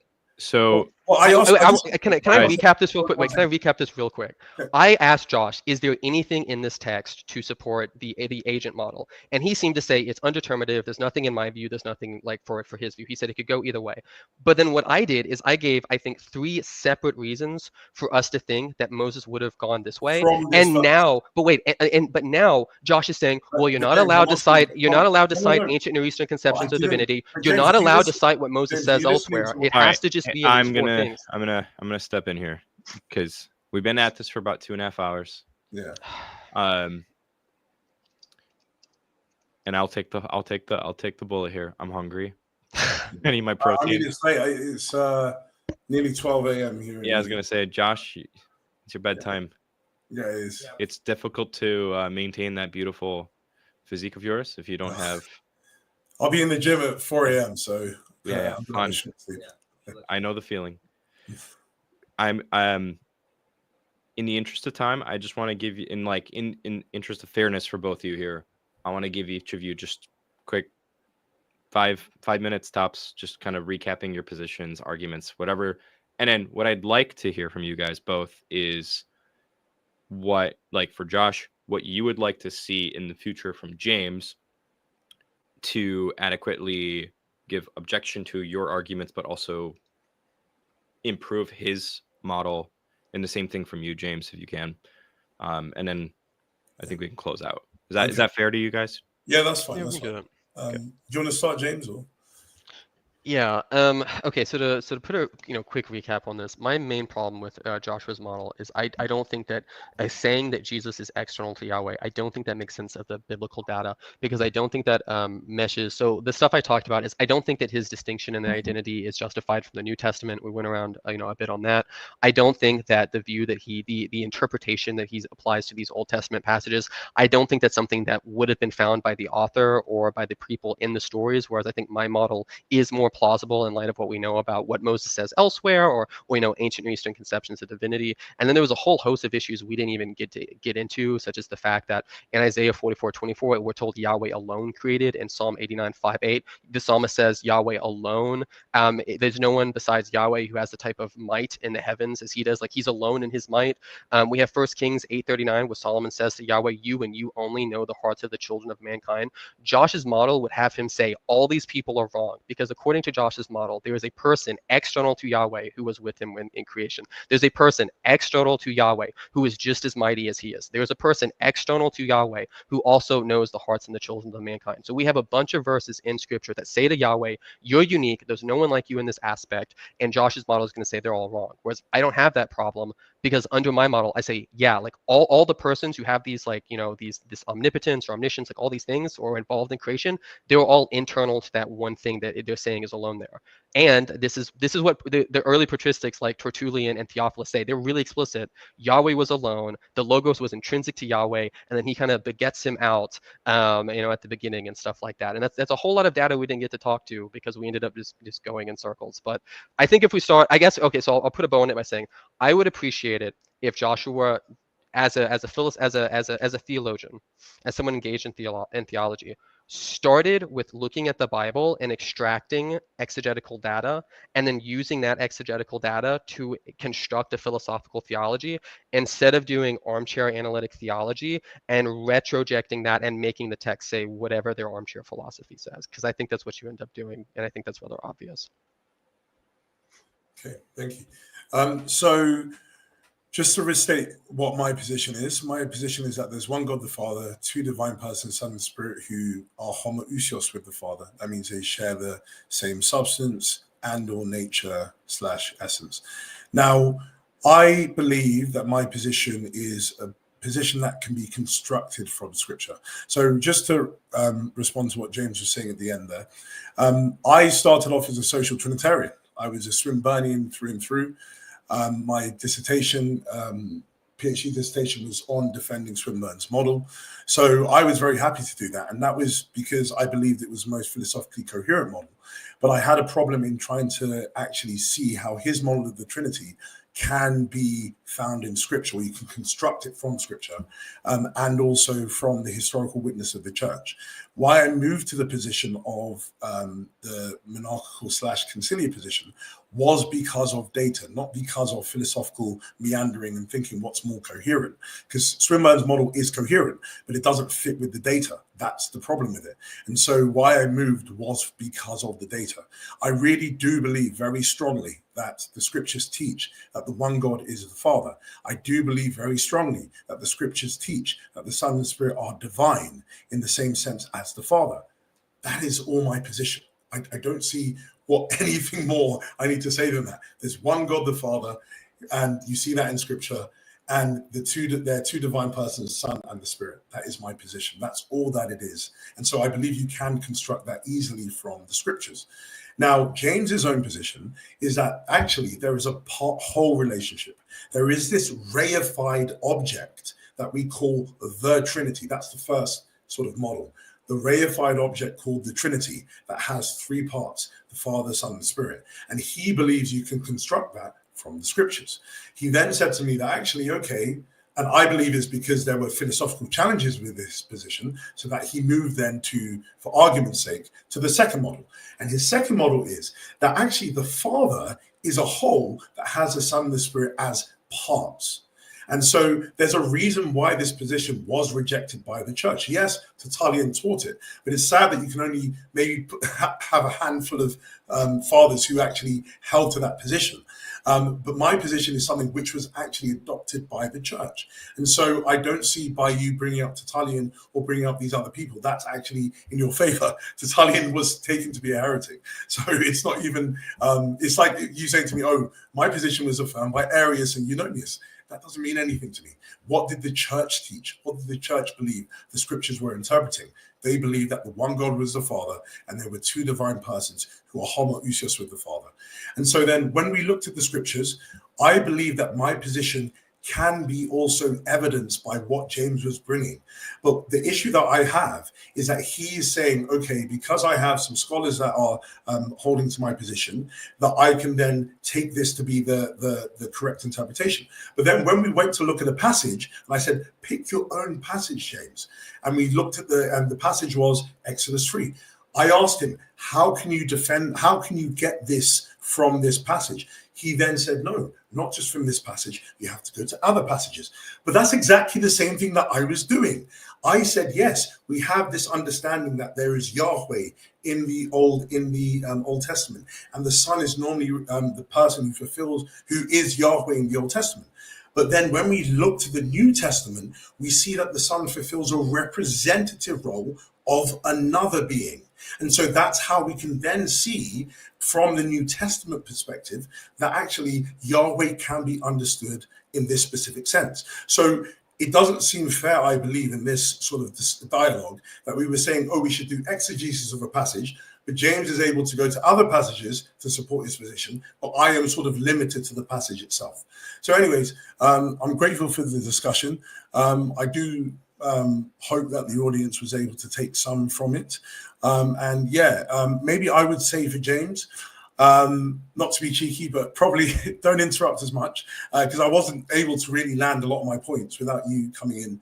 And then secondly, I would say just when we're sort of doing theological thinking, we have to think as Christians. Like the doctrine of Trinity is a Christian doctrine. And so we have to take the New Testament into account when we are also interpreting it. That's the position that I take with the Old Testament. That we read the Old Testament, we understand what the writers were saying, but we also have an extended corpus, which is the New Testament, which also provides an interpretive lens. And that's what I was trying to do with my position. Thank you, Josh. I love you both. Yeah, you guys, great. Thank you. Great conversation. Real quick, Dr. Sijuwade, in rational modal realism, do the outer sphere of abstract fictional worlds have any kind of representative character? If so, how do they represent? If not, what is the function? So thanks for the very easy question, Levy. Thank you very much. Thank you for this. So I'm happy someone's at least read the book. So this is the book about the ontological argument. I would say that they have a certain representative character. So basically the outer sphere of worlds are these worlds which don't really exist, but they can still represent certain things within the sort of inner sphere of worlds, which is like the sort of worlds that really do exist. Not to go into too much, Steph, it's very, very late already, but I would say that they can have a representative character because they are also formulated from the basic ontology from the actualized world.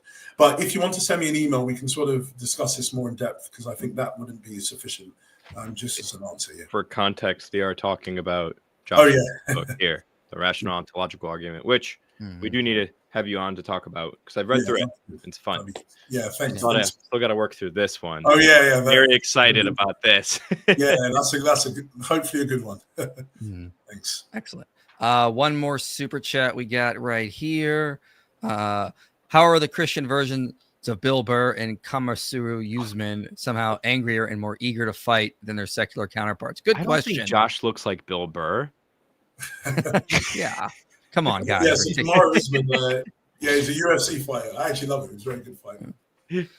How would the Second Temple Jews interpreted Exodus 3? Oh, to which Second Temple Jews? Yeah. Some Second Temple Jews would have interpreted Exodus 3 as referring to the ward of Yahweh. We see that in stuff like Philo of Alexandria. We see that in, I think, Ezekiel the Tragedian. He refers to it as the ward that crawls out from the bush. I have a video on Exploring Reality actually talking about this specifically. I mean, this is about after that as well, but I mean, there's just various different Jewish interpretations of these kinds of things. Yes. So there's a lot going on. And Philo says things to indicate that he thought the Logos was the very mind and reason of God. It's something internal to him. So. All right, I'm going to close this out so Josh can get some sleep. I'll be live on my channel Thursday around the same time with David Wood as we once again debunk Muslims as they desperately try to solve the Islamic dilemma. So stay tuned for that. That should be fun. I'm enjoying my dive into Islam so much I can't stop. So Be live then. Mike is literally addicted. He's like shooting up Islam. It's such a silly. I mean, man, it's so much there. I can just go after. It's fun. So, all right, we'll see you guys Thursday. Thanks for the guests. We'll see you guys next time. Thanks. You made it to the end of this video, which means this message matters to you. If you want to see more content like this reaching people for Christ, you can help make it happen. Your support makes these videos possible. Click the link below and donate today. And if you want to go even deeper, consider joining our Patreon community. You'll get early access to videos, behind-the-scenes content, and a place to connect with others passionate about this mission.